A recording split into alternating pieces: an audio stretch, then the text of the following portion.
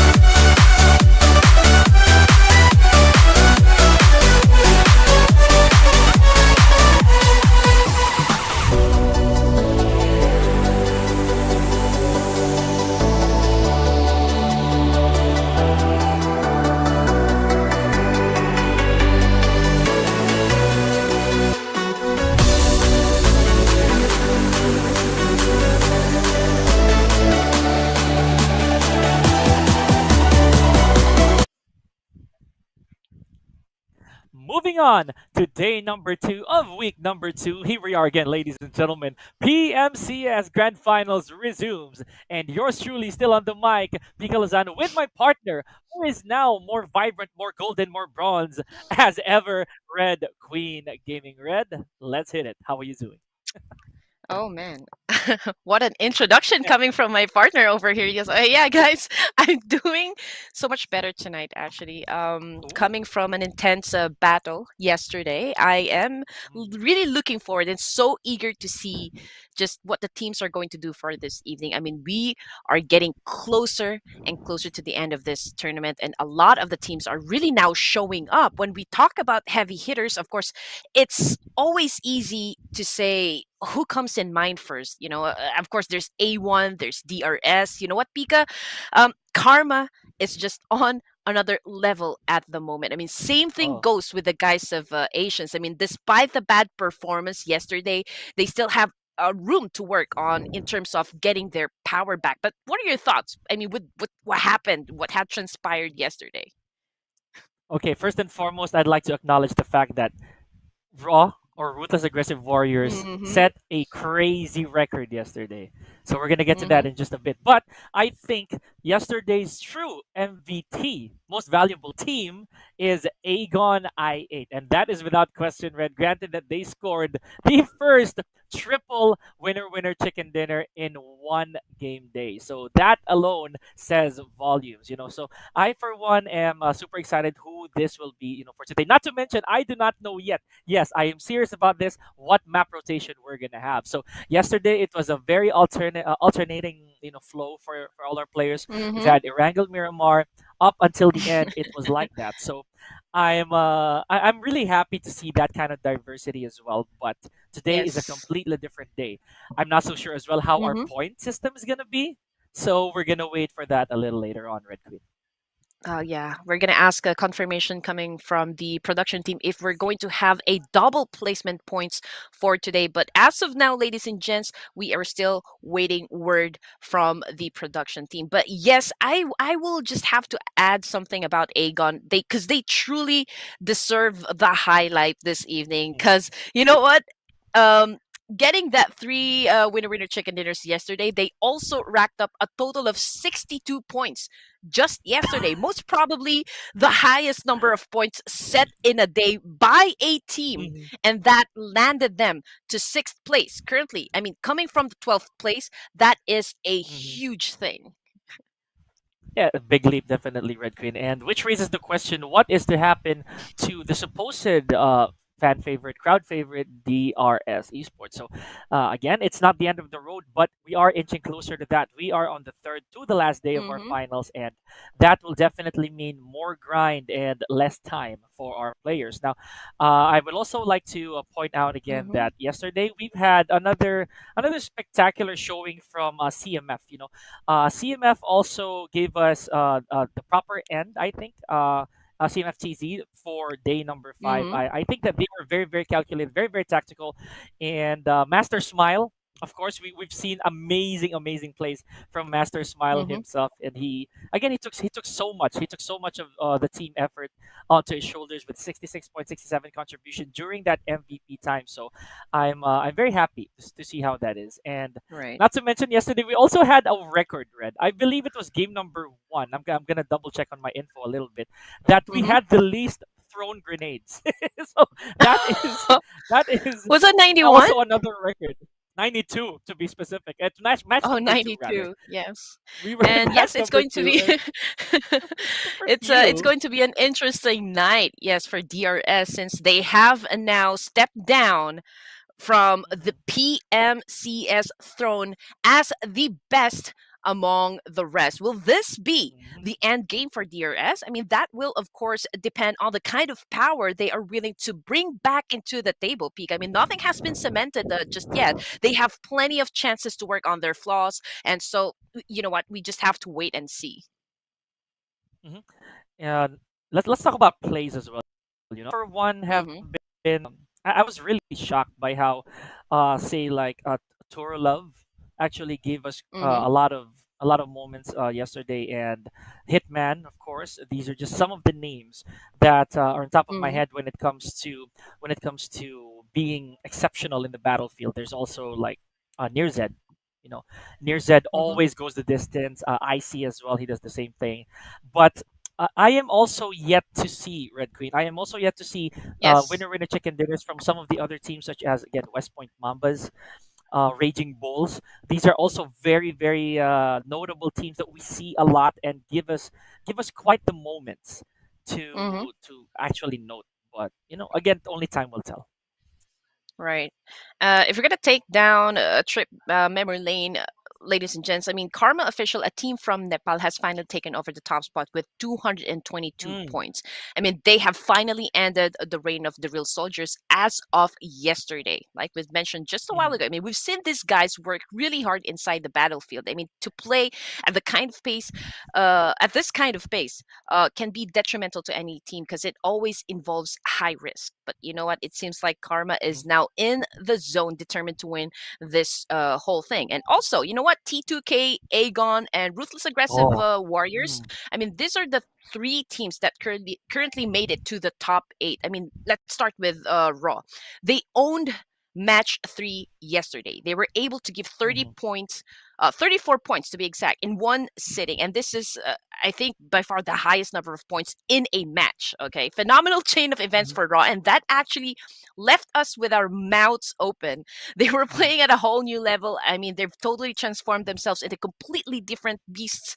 And well, it was impressive. T2K and Agon, we've seen this guy struggle a lot. It was, an on and off season for both of the teams, but finally they were able to pick up the pace and landed themselves in a much better placement in the overalls. But then again, the battle is not just over. We are still looking if they can maintain this kind of gameplay and continue to do good in the next games. Like I said, this is now a battle of endurance, resiliency, and the will to finish at the top. And while we also speak about teams here, ladies and gentlemen, let's not forget these Mm, players who made their impact yesterday. Say, for example, Jiggle. mm-hmm, He was yesterday's most valuable player for game number 3-4. Ruthless Aggressive Warriors with 10 mm-hmm, eliminations by himself. You only get those skills in pubs or at most ranked.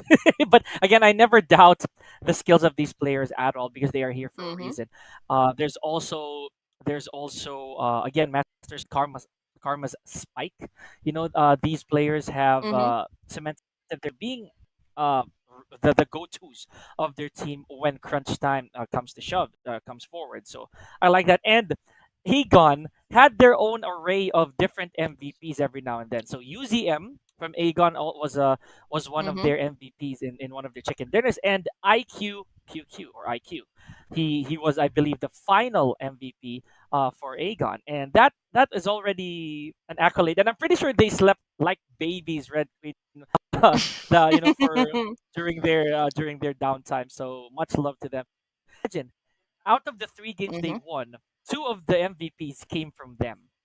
So that Mm-hmm. is again, that's Right. reward, absolute reward for being such hardworking players. Yes, and A1 Esports has been so far a team that cannot be moved from the fourth spot. Sure they're still part of the top eight teams, but then again, you would always target being at the number one spot, right? They are 61 points away from Karma Official. It's a huge gap for real, but hey, this is Mhm. this is A1 Esports we're talking about, right? This is Sinister's team, Yes, and if ma'am. Karma Official managed to snatch the throne from DRS, I mean, so can A1 Esports. I mean, they just need to find their rhythm and flow, inside the game. But look at here, the map schedule for week number two, day number two. It's all Miramar and Erangel once again, Pika. Mhm. But it is basically the reverse of yesterday here, ladies and gentlemen, because Mm-hmm. match one will be Miramar, Erangel, and it will simultaneously go that way. So, it's we're gonna start off with a drought and then the jungle, so on and so forth, or rather the greeneries and all that jazz. So Mm-hmm. let's see how this will be for today, folks. It's just basically a reverse, like I said. So the adjustments, of Yes. course, me and Red Queen have been bringing this forward time and time again because that is really the way to go for all these teams who have duked out against each other for 6 days now. So this is definitely Right. one of those lessons that you have to be taught again and again, even if you need to be slapped on the wrist sometimes. That will definitely come in handy if and when you are approaching that final zone. So good luck to our teams here, Red Queen. And speaking of teams, I just like to replug how we still have a voting for favorite team again, Red Queen. So this time it Really? will run between June 20, yes, up until June 24th. So don't wait on and cast your votes now for your favorite teams. Oh yeah, Hey. because it was A1 Esports actually and Sinister that won the fan favorite for both like player and a team. So congratulations again to Mhm. A1 Esports. And getting back to the game, you know what? Everything is starting to be routinary since we only have like two battlefields for PMCS. I mean, Erangel and Miramar. I mean, we always talk about how important it Yeah. is to have some, alterations in terms of strategies and not being too predictable with your approach in any engagement. Like what you Mhm. said, we've been playing for 6 days now, and at this point in the competition, every team should know what to do inside. I mean, the amount of aggression they need to put in, and also getting the balance as well in terms of acquiring those placement points, which is a bit hard to attain considering the caliber of teams that we have in this Mhm. tournament.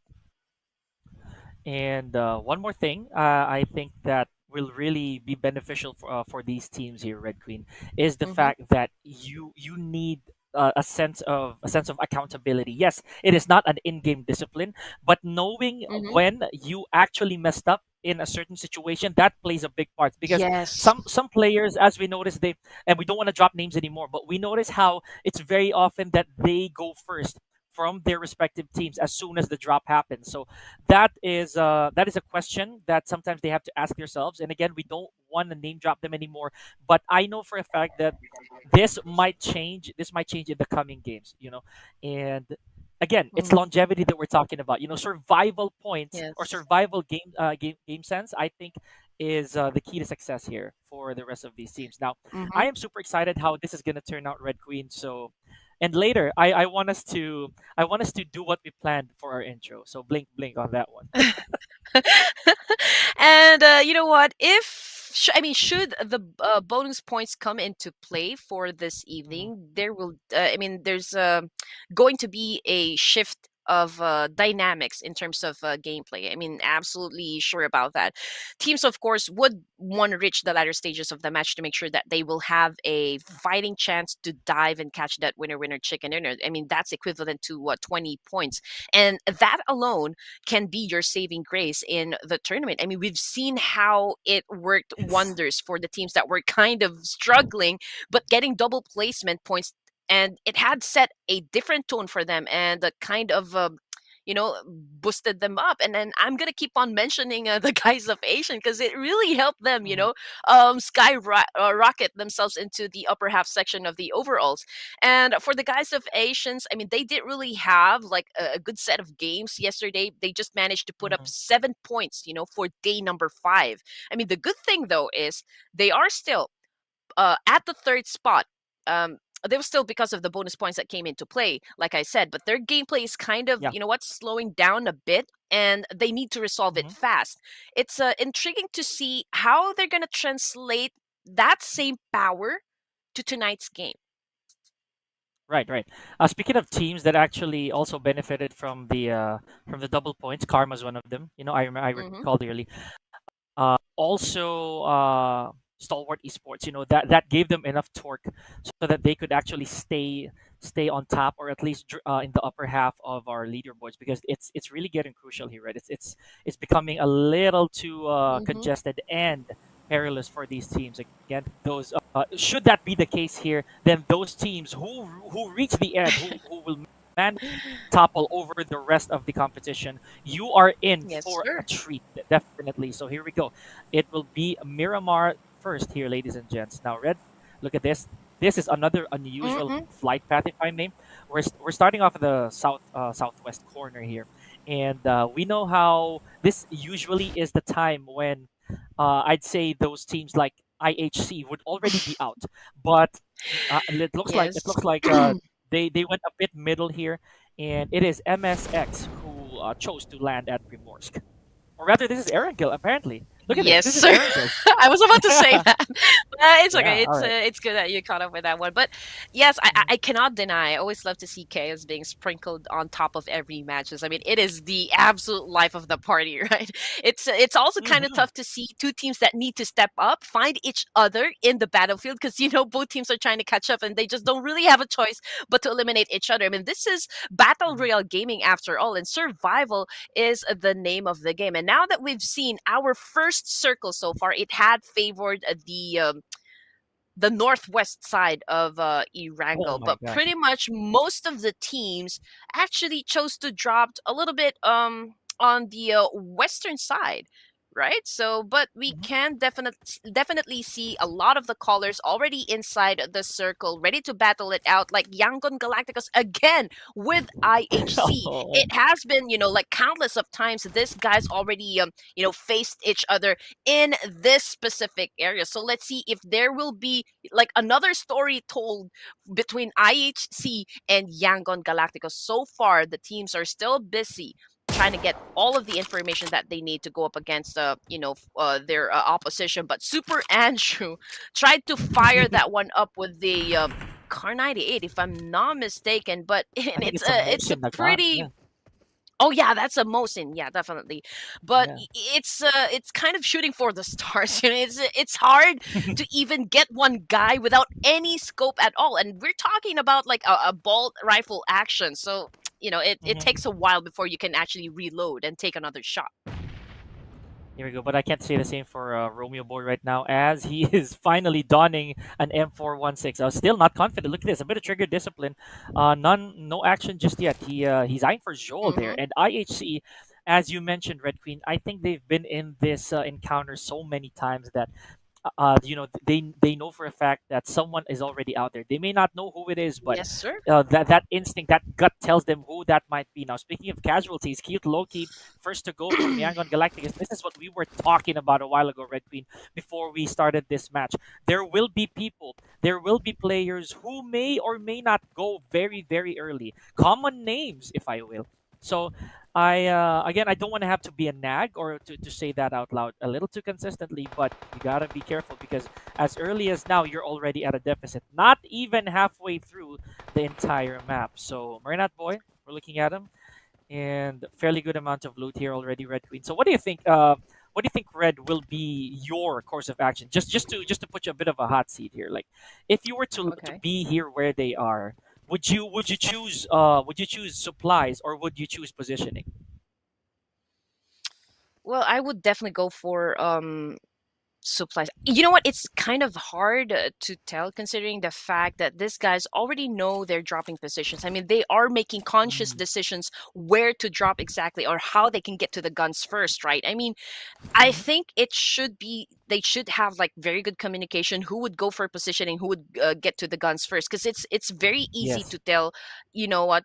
Because of the number of times that they have faced each other in this specific location. I mean, we have played this like a lot of times already because so they Mhm. should know what to do, they should know what to change, and like what you said, it all boils down to adaptability, inside the game, that versatility that we're looking for in a team. And right now Yangon Galacticos did not have a very good opening so far for our match number one. They lost one player already. I think Cute Loki is running short of his powers over here, so he may need to call on his brother, the God of Thunder. But anyway, here we go. NB Esports, we got Ante! here already one casualty as well. So we're talking about just three players left, and Murnat Boy not having a good day as well finds himself on the ground. But we also have like Abilene here coming from IHC, who is bleeding out there in the open. Pika. Mhm. And they're already at the cusp here of being in danger because I think YG has them a bit surrounded. Yes, they're kind of short on men, and Mernat Boy is almost a casualty here if they're unable to revert the situation. But I think in terms of positioning, they're okay. As long as they don't make the unnecessary noise around IHC, then they can make a Mm-hmm. closeout for this. Here we go, a bit of a freight fight over here, and Romeo Boy has Ooh. himself cornered. Oh, that is not a good position for Oh you, my guy. man. That's what I was talking about. There was nowhere to go for him, Red, and if he was stormed by more than one player there, and definitely he'll be gone. Now here we go. on the kill feed, we just saw the DRS killer already putting someone on his name.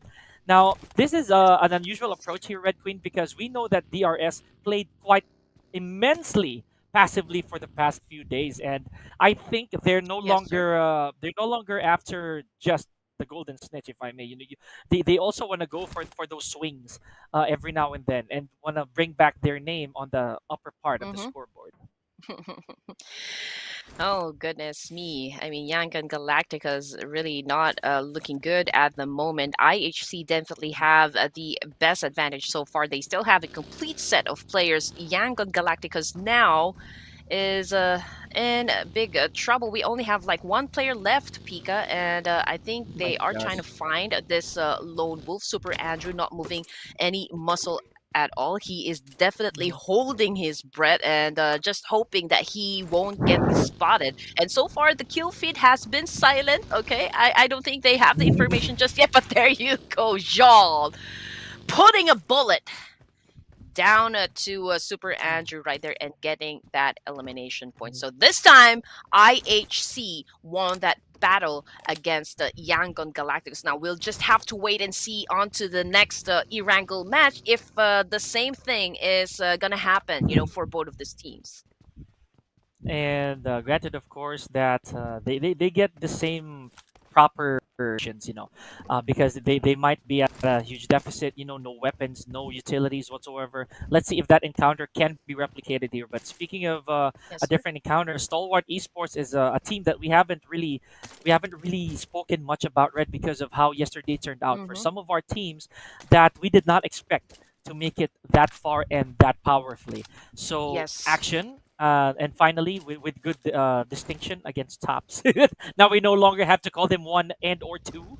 So this is this is how the team really rolls. Speaking of rolling, here we go. Action takes a buggy for his own and just goes all over the place. He has to scout as much as possible now. Sadly, Young and Galacticus, comparatively to how they've been performing a few games ago, it's they left with no digits whatsoever on the scoreboard. So very unfortunate. And NB now not looking good as well here, Red, with zero so far and already Mm-hmm. two men down.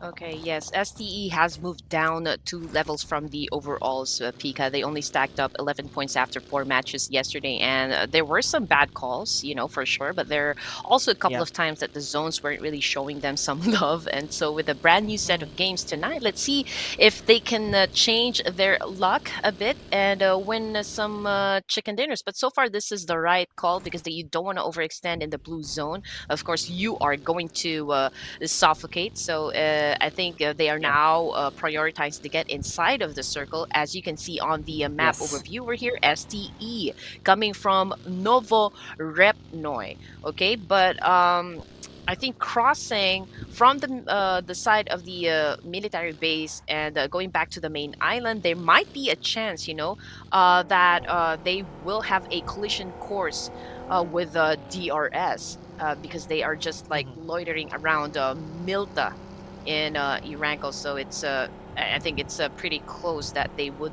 somehow find each other. But a lot of several teams are actually coming from the southern side. That would be their entry point. So we're probably going to be seeing a lot of gatekeeping situations or like gatekeeping opportunities, and that would be best, to prevent anyone from getting off the safe zone and getting elimination points. As you mentioned, how some of these teams are actually coming off red from the southern part of the map. There were also some from the north. So specifically, Mm-hmm. limit over. We haven't seen any encounters from them thus far, and this is only stage two, by the way. So I'm pretty confident that we're gonna see more of them a little later on. Another team that we haven't seen really engage is MSX, but we did see where they dropped. So I'm pretty curious as how they're gonna handle the rest of these encounters because so far IHC is still wow that got me dizzy. Falak, are you okay? Please do not forget your seatbelt, my guy. So yeah, so MSX, yeah, I dare say that they're yet to make contact with some of these heavy hitters we've seen, Mm-hmm. or the usual culprits from our past games. Now, GSM. Sadly, Red, we haven't also seen much progression. I think from Mm-hmm. GSM, especially yesterday. There was. there was a shortage of action when it comes to GSM, and Yes. Red Esports also they were such hit and misses now. But this right there, Falcon did not miss at all because he puts crypto from he puts crypto in his place just like that, and that's Okay. already one from Dennis. Oh, Ooh. what a retaliation from Ghost here! Red Johnny is down to his knees. Oh my gosh! And look at this, Ghost literally going for a drive-by, regroups with Uh-huh. IQQ, and this is the Agon that we know, very calculated, very Okay. cunning, and let's see if they're gonna go for the finish here. Again, we're looking to see if they can bring in the same energy right here from yesterday's Wow. game. And so far, Agon been throwing a lot of nades against Falcon over here and actually hitting his target so far. So we can see that Falcon is a little bit low when it comes to his HP, but you know what? He had a little bit of time to go for that quick kill. But here it Whoa. comes, the multiple angles working for Agon right now. And 8i QQ, one of the best fraggers so far inside this team, has his eyes set on Falcon. But Falak as well, looking for another angle, throwing a lot of nades so far against And Falcon and actually wow. getting him with the There it is. M416. They definitely clipped the wings off of the bird there, Red. So here they go. They have to get on out of there. And the blue zone really not doing Agon any favors here, the entire team. Now, here we go. Karma showing us why he does have that arm, that baseball throwing arm that he has being a grenadier just for a bit. And that was the only frag that Team Karma has had so far, Red, off of a nade as well. So good stuff from Karma. And again, this team never Mm-hmm. fails to surprise us. They have their own ways of getting their frags, of finishing off some oppositions. You know, the damage Mm-hmm. really racks up. Urega over here, the patience game starting to really show from the entire Right. team of Karma. Now, Agon, however, Red, they're down to their last two men standing. One currently knocked down, so they gotta make haste here if they really want to catch up, because these teams are they're looking pretty hungry for our game number one. Mm-hmm. There were actually three commendable teams yesterday, Pika. I think Karma, it's because of the fact that they have already taken over the top spot, and then here comes Agon for winning three chicken dinners and probably setting up, like a high score so far in a game or like in a day. Okay, and there's also the rootless, aggressive. Warriors as well, which has been, we've seen like a great improvement so far in their performance. So we are excited to see some more. Now here comes a DRS. We all know that they need to catch up. They need to catch up with the Yes. Karma officials. Now the big question is, can they retake the throne? Because after all, this battle royale is a game of thrones. This is community stars, and we are Yep. talking about the heavyweights of the PUBG mobile community in Southeast Asia and South Asia. Right. Speaking of heavy hitters, that was a really heavy hit from the side of DRS, and I believe they took out Domain from Team Red, basically from Red Esports. Oh Oh! my gosh! Passenger just feeling himself a little too much, like King Arthur. He stood on that rock, but he did not find Excalibur. Hence, he found some bullets onto his sternum. Ladies and gentlemen, this is what we were talking about with Team DRS. They are determined Oh wolves. Look at this, man! and we have a party going on. Giante taking out Octopus, and the same goes. Oh Oh, there it is. man! Red Queen, Red Esports is out of there. Q White being the last casualty off of that team. Now, we we definitely struck a nerve here, Red Queen, for DRS, because I think they are more than driven to take that top spot once again. Oh, hell yeah. I will agree to what you just said. But you know what? Considering the fact that we have some heavy nade users in this tournament, I mean, you don't want to go and just sit in one position because that will be a vulnerable spot for you. It will only take like one Molotov or like one nade to take the Mhm. entire squad out. And it was just for, like Delta. He went for the spray and Yeah. then actually pulled out and cooked up the nade and threw it against the Red Esports, and that pretty much break their defense so far. And that was the opening knock that DRS was waiting for to go in and move in for the kill. Now we are left with 14 teams and 48 players remaining. Red and Yangon Galacticas has been booted out of match number 1. Now Envy is down to their last man and yet to inflict a single. Oh, okay. I think that is it for Envy, Red Queen. NVES, that is it. And I was, oh my gosh, that is always untimely when it comes to me. But you know what? I embrace that. Right. And that was it for NVES. They're back to the lobby. Mm-hmm. Had to join the other two teams that we mentioned earlier. Now, ladies and gentlemen, this is something else on the side of Skylightz Gaming. We saw how they're also a very dominant force to deal with, Red. They've had their own share of chicken dinners as well as really good damage and elimination points. So they are a perfectly balanced team, if I may. This is Nima we're looking at, but for the most part, we've been seeing a lot of Mr. Moro, for all our encounters here. And I don't know if it was just perfectly timed spectating, but Mr. Boro definitely is in our sights. Now, speaking of sights, here we go. Nearzen from STALWART Esports, just a bit of that M16A4, just a few taps Okay. if you noticed. Just trying to be more cautious Mm-hmm. because they know that they're going to be surrounded. This house is theirs for the taking, but it's not easy to defend. Mm-hmm. If you get stormed while you're indoors here, this is going to be very dangerous territory, even for the likes of STALWART Esports. Now, look at this. We Mm-hmm. have West Point Mambas as well. I don't know what is going on here. Why are they so close to each other? Or rather, maybe, just maybe, that was just looking over the horizon. Oh, yes, it is. The West Point Mambas are a bit distant, and that was from MSF. Yeah, basically. That was from MS. Okay. Whew, I thought they were really right next to each other there. Yeah, but I mean, we're talking about the fourth phase of the circle here, Pika. Yeah. It's becoming prominent that we already have like less and less room for everyone to coexist so far, and now it is getting a bit crowded inside the safe zone. So there's really like a big chance now for the teams to encounter each other. Some of them are actually sandwiched in between, which is not a very good spot for you to be in. And look at that, IHC demo now. Fighting against ruthless aggressive esports, and not just that, we also have the Mm, possibility DRS might join in the line. Oh, I think it was like a West Point Mamba as well. Oh my goodness, this is yeah. now a rumble happening so far, Pika. Mhm. A riot indeed. Now here we go, ladies and gentlemen. The people, or the players rather, from Ruthless Aggressive Warriors. Oh, just like that. I was about to say that they're really putting up a fight, but Raw What? falls short of that encounter. Wow. Okay, okay. But now Demo also falls flat. Okay, there it is. IHC Red Queen leaves the building with 5 frags to their names.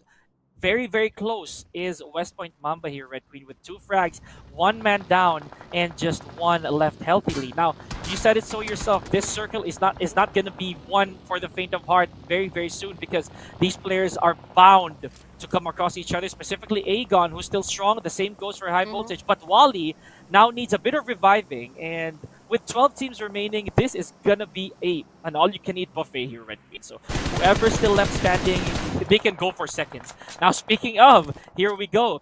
Prabin and Malik are the only couple of players who will justify and who will prove that Ruthless Aggressive Warriors Mhm. still got it. You know what? For the side of MABATEX, I think they missed a couple of games yesterday, and Yes. that's actually taking a toll on their team. Obviously, they need to put in a lot of work and effort so far to try and catch up with the rest that are actually part of the upper half section of the overalls. But with that Mhm. thing happening yesterday, MABATEX has moved down, quite a number of slots in the current scoreboard. But let's see what is already happening. We got MABATEX again up against another squad inside the battlefield. Skylightz Gaming, I can see that there were Yes. actually 2 players that got Ooh. knocked down. Nima probably might be on his way to rescue his fallen comrades, but then again, it will be very difficult because we have CMFG just right there in the corner, and MABATEX having the higher ground position so far. They have the intel, they have the best vantage points, and so far they are just waiting for that right opening, for that right angle to expose themselves up, and definitely MABATEX Esports will capitalize on that one. Okay, now speaking of capitalization, we've been seeing a lot on our feed already, Red Queen, and we may not be able to divulge that right now, but it's looking to be very interesting because again, Malik from Raw, Ooh. takes out Kokimu. Okay, that's what we were talking about. Not much of limit over so far, but when we do see them, it becomes a gunfight here, Red. So beautiful stuff. Now Yes, sir. IQ trades out someone from Raw as well, Oh and man. CMF. I think they're trying to be very collective here, Red, but that also puts them in harm's way because right now Dessert also has a ghillie suit on. This is going to be very, very difficult for the teams to trace out where he is, Oh and that's what we were man. talking about. That's what we were talking about. The ghillie suit really came into play, and no retaliation. Now Prabin gets taken out by the play zone. Not really a good way to go. So we're down to our last 8 teams here, Red, and this is kind of like a balanced fashion for these teams. The number of eliminations we've had. So Mm-hmm. we are down to our last 7 teams. Malik returns the favor to Ghost. So this is also very dangerous territory. Malik doesn't really have anywhere to go here, Red. He is literally surrounded by a lot of hunters in this jungle. West Point Mambas and Karma officials has been, eliminated out of game number 1. We are down to 7 teams and 14 players remaining. We still got 40 seconds on the clock before the zone closes in. Now we got Malik here coming from Ruthless Aggressive Warriors doing a massive spray down against the remaining players coming from Agon I8. So we can see, okay, both of the players coming from Agon has find themselves some sort of cover, to dodge the bullets coming from Malik over here. But so far, we are talking about teams that is still far, from the safe zone itself. So it is going Yes. to be a little bit difficult for the teams because they need to do a massive cleanup, before they can even reach, the safe zone over here. But so far, Stalwart Esports, Pika, they have found themselves a prime location inside the circle. So I think they have sort of like the best advantage so far, but we don't know for how long because we have a lot of teams surrounding that compound, and a lot of those teams will definitely try and crash that compound and take that from them. That's right. Here we go. Now Stalwart Esports already has action again in the grave, sadly. But Icy is still holding it up for the team here, folks. And it's not really a surprise to us here, right? Oh my gosh, that Stalwart Esports will still be able to stand, stand inside their fort and not really. Mm-hmm. Oh my gosh, inflict any damage whatsoever upon themselves. But just like that, DRS. Red Queen. Okay, I'm saying this again. They have been denied one more chance to get their chicken dinner as early as now, leaving the lobby, or rather leaving the battlefield with Mm-hmm. 8 frags, 8 elimination points to their name. And I think they landed at number 6. So that will already Yes. be a bit of a point, a bit of points for them to add to their scores. But this is not enough for them to be propelled. Now, I was also given word, I think, that we're not going to have any double placement points this week. So we're gonna go mano a mano here on the system. Whoa. So this is grind from the bottom to the top, literally, Red. Now down to our last 3 teams, we have Yes, Stalwart sir. Here we go. Esports, MABATEX, who's actually coming back from their absence here, Red. Most likely for vengeance. Right, and if they win this chicken dinner, it's going to be the Lazarus effect because they really need it to get a chicken dinner so far right now if they want to Mhm. improve their statistics again. But we are left with 3 teams, and we got Stalwart, Mabitex, and of course the Ruthless Aggressive Warriors. But then again, Stalwart Esport has 43% winning chance, out of match number 1 because again they have the cover so far, and Hey, there that's it. goes Raw out of the out of match number 1. So we are left now with Mabitex and Stalwart Esports. Now for STE Pika, all they need to do is just really wait patiently because they are already in Mhm. position, right? They are not out there in the open. So it's a different story for Mabitex. Now Mabitex needs to establish a very good communication on how they're gonna Mhm. approach this one, how they're gonna crash this one. Nirtse with the nade. Oh, Okay. puts the surge in a bit of a disadvantage because he is very low in HP, but they were able to actually come through Pika. They are now inside this building over here. Nitze trying his best to actually defend this house. You are not going to take this one away from me. Now, Jiro, we found Jiro, and he is already down as well. Nirtze is the only active member left for Stalwart Esports, and right now he is going up Oh boy. against Desert. Okay. Okay, here we go. You do not enter the cave when it is full of bears. You gotta be super careful here.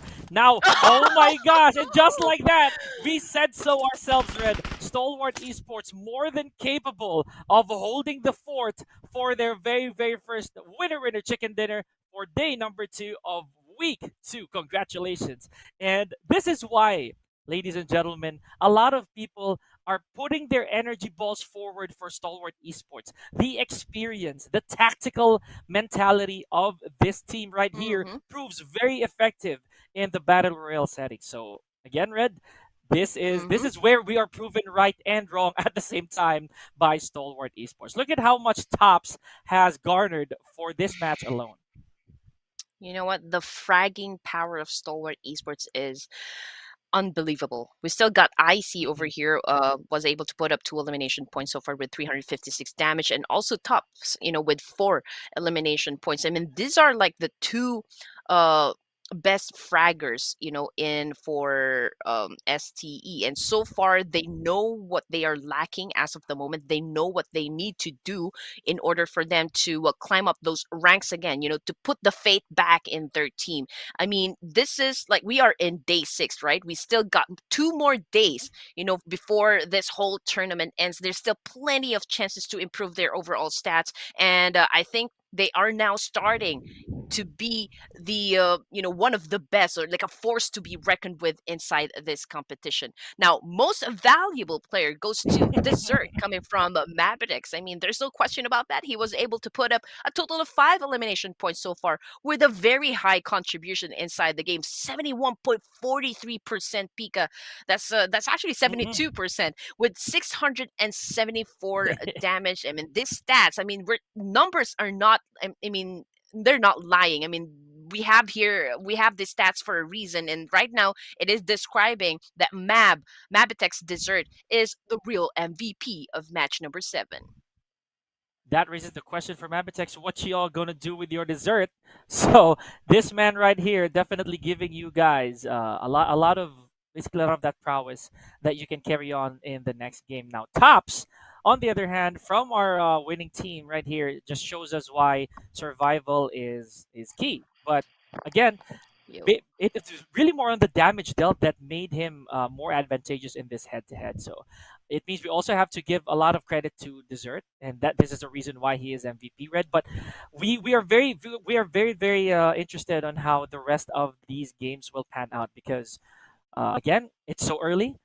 There are a lot of chances, and though it may not be double placement points, chicken dinners will definitely be what you need, when it comes to salvaging your team in terms of the standings. Now, Stalwart Wow. Esports, to no surprise, definitely has the most frags, but they are out damaged right here, Red Queen, by Mabitex Esports. And there you go, ladies and gents. I mean, there is no question about, how tough the competitors we have here inside this tournament. I mean, Stalwart Esports, Mabitex. We also got DRS, F2D, Karma, and you can see just how high the amount of Mhm. damage that they have actually inflicted onto, I mean, into the battlefield. And so, I mean, these teams are clearly not disappointing us, in terms of displaying how good they are at playing PUBG Mobile. With the Mhm. plethora of skill set that they have.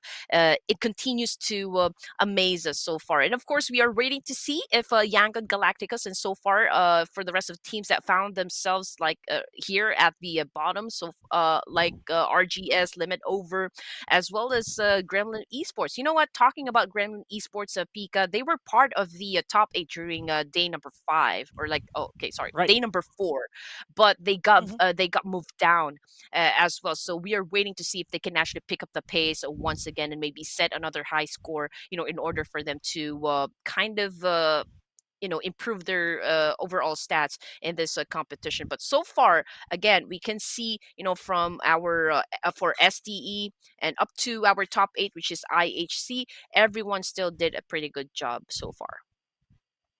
Yeah, it's been a while to be honest since we've seen a chicken dinner from Mabitex Esports, right? So I think that they're slowly inching closer to getting that done again, judging by how they performed already. And this is us just not really jinxing how Mabitex is performing right now, Mm-hmm. Red Queen, but it just goes to show as well how they are also Oh rather my consistent gosh. and fighting team. But the reality was, I think because of the detriment they faced out of the two times they were unable to deploy in those games, that Mm-hmm. kind of cost them a little bit. But moving forward, this is where we're at now. MSX is Ultra.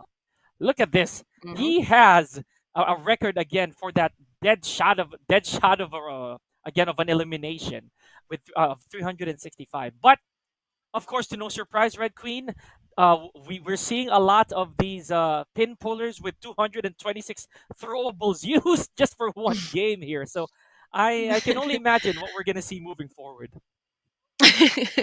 And like I said, judging by the numbers that we have so far, use of throwables over here. So again, let me just remind the teams to not stay in just one position. Again, it is like it has a big possibility, for the opposition to actually knock you out completely out of the game if you just stay in one place. That will always be like a vulnerable spot for your team. But then again, that was match number 7, ladies and gents. If you tuned in late, we got 24 teams competing for the lion's share of Hmm. 3,000 US dollars. And again, just like what Pika said a while ago, he got a word of confirmation, coming from the production that we do not have any bonus points coming in to play. So At all. there's that. So match number 7, we got Agon topping the charts with 72 points, Raw with My 62, gosh. IHC coming in at third with 47, Karma official with 45, and MSX with 34. That's these are really close calls now, Red Queen. And for those of you watching, look at this limit over 1 point behind. The same goes for Raging Bulls, 1 point behind off of the Yes, sixth spot. sir. And Stalwart Esports, despite the winner chicken dinner that they scored for match number 7 of week number 2, they are still in the running and barely there for the top 8. Now, DRS, they may have climbed one spot off of their last few games, but there's still quite a grind for them to go. Now, as we mentioned earlier, there is more than one chance for you to vote for your fan favorite player for this entire tournament. You have until June 24th, 11 a.m. IST for your to cast your votes for who you think deserves your oh rather 12 a.m. IST, for you to show some love to these awesome players. The same goes for these teams, folks. Do not wait. We just have a few more days for them to gather as much of your love as possible. And how about your favorite casters? Right? Can we have a vote for Who? that Oh, one? No, hey, just kidding. hey, no, No, just no, kidding, ladies please and don't. gents. I already know where this is going, folks. But No, no, no, no. Just kidding, guys. But anyway, we much are love. live at A1 Gaming Esports YouTube page. And so please don't forget to subscribe to this channel What do so I gotta as do? not to miss any updates inside the community. And also, please don't Does forget it to help? follow our gaming Facebook pages as well. I mean, we are very easy to find, people. All you need to do is just type our name in the search box, just right down here, Red Queen Gaming and Pika Lozano, and our gaming Facebook pages will definitely pop up, so you can follow us and give us a thumbs up. But anyway, okay, we are done with match number 1. Of course, we still got 5 more games to go, so don't go away. We are just taking a short break. We'll see you guys in a while.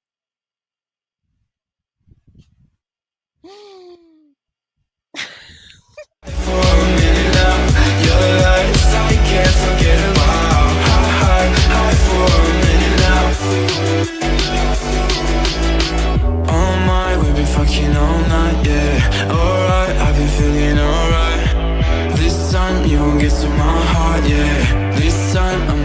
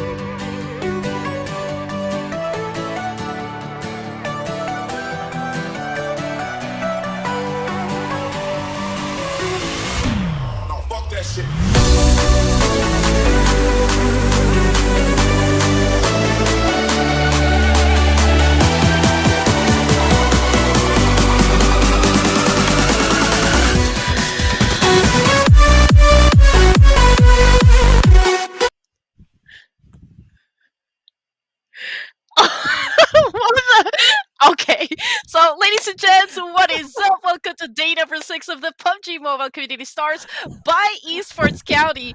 Yesterday, we opened up for day number 5. So, this is now day 2 of week 2 of the PMCS Grand Finals. Now, we've seen a lot of ups and downs, nerve-wracking action, and shocking wins as well that kept us, at the edge of our season. Hey, we are here today to get some more of that. So I hope you guys are comfortable from where you are watching this battle and relax because Red Queen and Pika, well, we got you, and we are sending you love from the Philippines. Yes, we are from the Philippines, and we are here to bring in all the hype and your daily dose of PUBG mobile action. And now we are about to step in our second match of this evening because Pika has been distracting me with his okay sign after we've talked about that we should give like a heart sign before like we open the game. But anyway, Irango match. Let's see if we are going to see another choice of dropping points for the other teams. Are we going to see Yangon Galacticos again with IHC in Novorepnoy? But I don't think IHC in this bracket so far. So, okay, let's see what's going to happen as we already have the flight path displayed for us. So it is a bit on the bottom part section of Erangel over here. So we have a lot of space in the northern area. She's still going. Anyways, I know I broke a lot of hearts after I did that from all you Red Queen fans, all you stars as I called you I'm guys. not But liking you right now, Pika. I'm gonna get a lot of hate after this, folks. But yes, I know a lot of you in chat would definitely want that chance to give Red Queen half of your hearts, but not me. Gotta know your priorities, folks. Anyways, I'm just kidding. Here we go. The circle apparently lands on the east side of the map. So again, Red Queen, we're at Erangel. So this is Yes, take sir. 2 for all these teams. A second chance at redemption, for tonight, at least for Mm-hmm. our fan favorite of a map. Now, starting things off. Oh my Yes. gosh, we have Train to Kill already taking out Bad Intentions this night. Okay, so this is again, it has a similar side that we've been seeing from Train to Kill. We know how they Mm-hmm. can be very aggressive. Should that be the case? Because a while ago we didn't see much of them, and when we did, it didn't really pose to be a good image for the team. Right. Now, here we go. The same goes for SG, for Skylightz Gaming. They've Mm-hmm. been turning up. They've been showing us a lot of good plays, but this time around, let's see if any of these teams, because right now, Genesis Esports, they're playing it cool, and let's see if any of these teams intend to slow down. Granted, how this entire week there will be no, and I repeat, Mm-hmm. no double placement Mm-hmm. points. Yes, we are seeing a lot of trade-offs happening, but then again, Pika, Genesis Esports, this is not the best place so far to be in at this moment, since you are, I mean, practically smack there in the middle. There's a big chance that you'll be sandwiched by two of the teams. I mean, I always say this, that you should avoid the 8-pack region as it is situated in the middle. I mean, bullets will be coming in from every direction, so you're pretty much open in a lot of angles. You will be as good as sitting ducks for the other squads. Mhm. But there's also the rooftop advantage. It will always be like a risky move, but if you're confident with your skill set, then it's not Mhm. going to be a problem with you. And we're talking about Genesis Esports, and we pretty much know that these guys can do like a hard clutch. But so far, I believe we see Master Smile over here, and he's a bit far away from the rest of the team, and I don't think any one of his teammates would dare go for that quick pickup. But it's not Oh. the same for Wesker. I mean, he put it Oh, there it all is. Yep. out. He risked everything. But there Mhm. you go. Wesker has been tagged as well. Yep. That was a difficult move, Pika. I don't think that was Man. the smartest move to make. Yeah. And again, for their benefit, I hope that exchange turns out well for him. But here we go.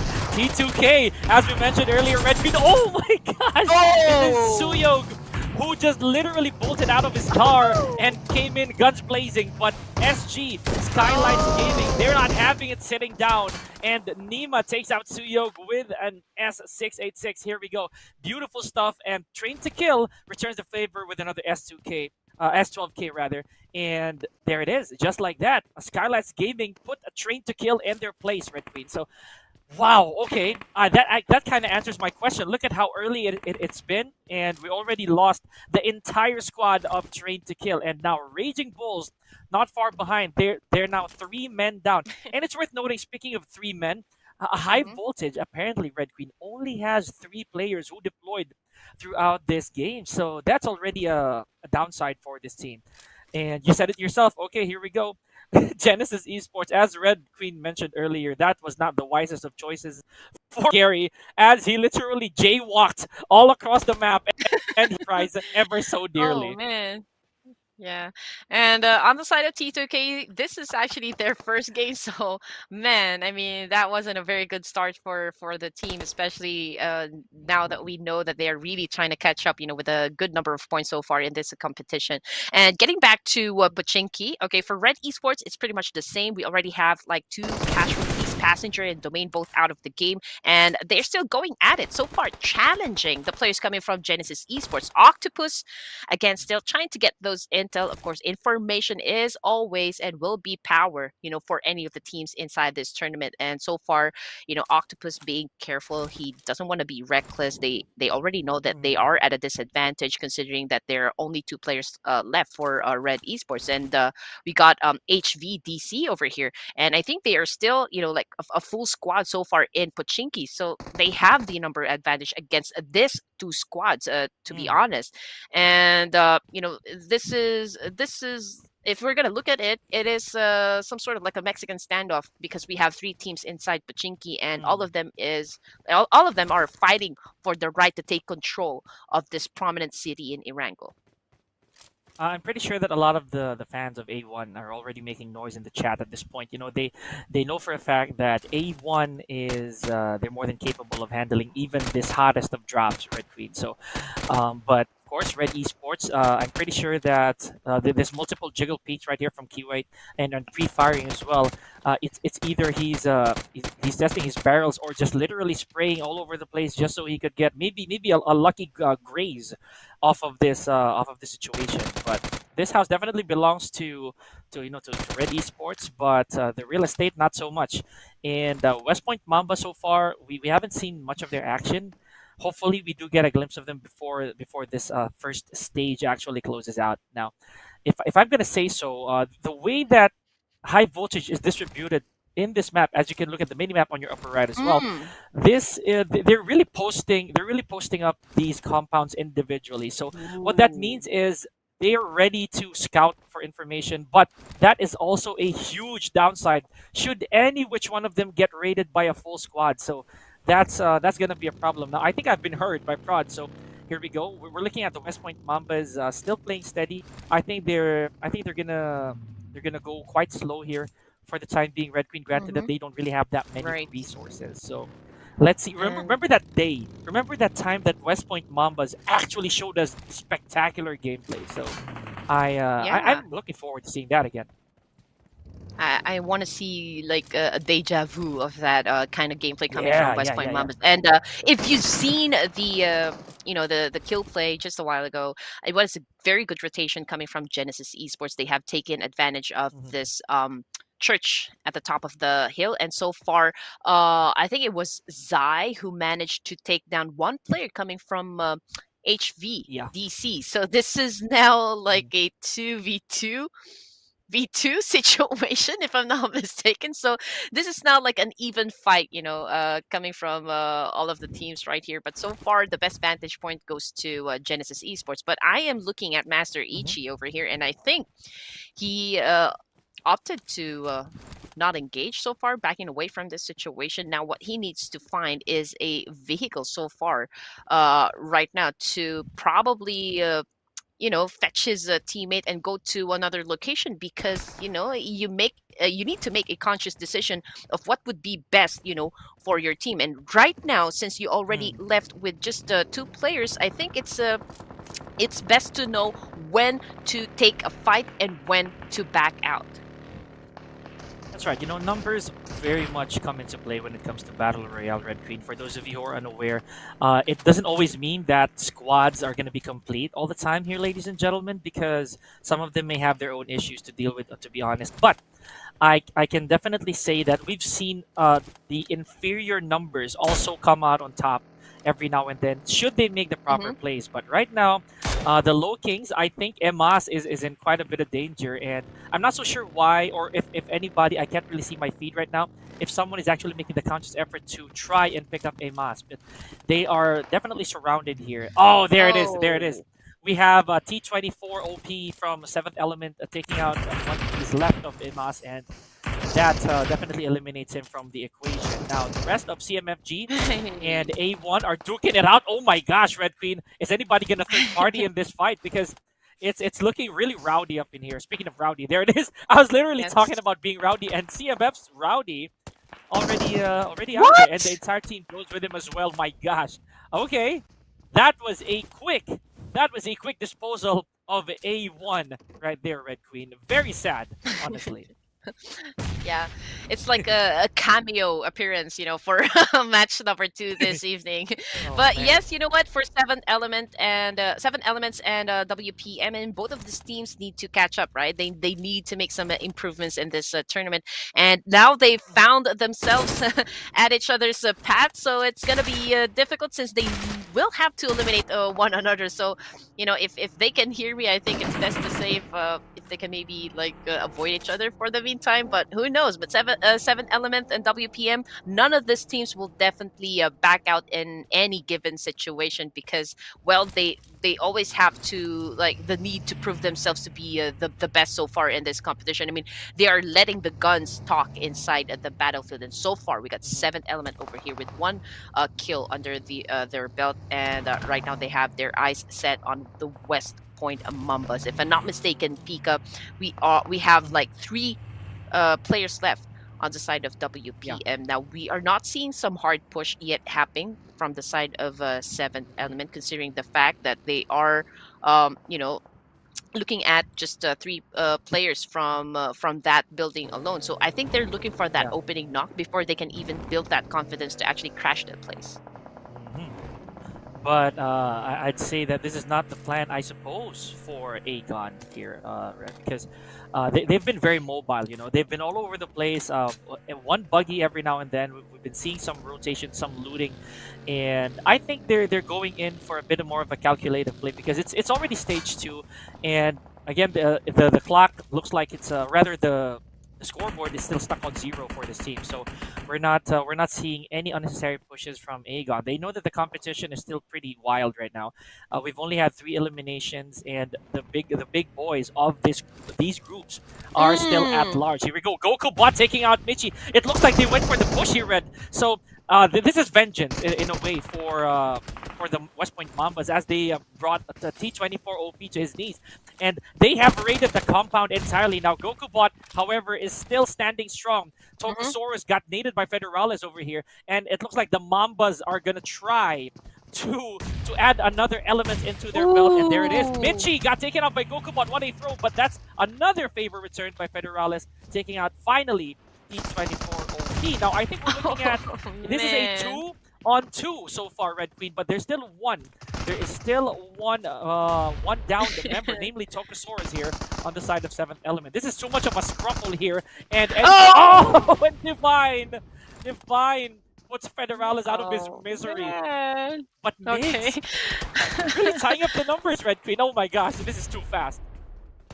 Oh man, this is like a 1v1 situation between Seven Element and WPM, if I'm not mistaken. And there you go. Oh, Oh that's it. my goodness, Seven Element just got the job done so far, but in the process, they also lost 2 players, and I mean from that altercation. So it's gonna be tough since we are just at the third phase of the circle over here, and we're talking about 12 teams remaining and 30 players alive. So there is a lot of things that can still go on. But so far, back to Agon I8.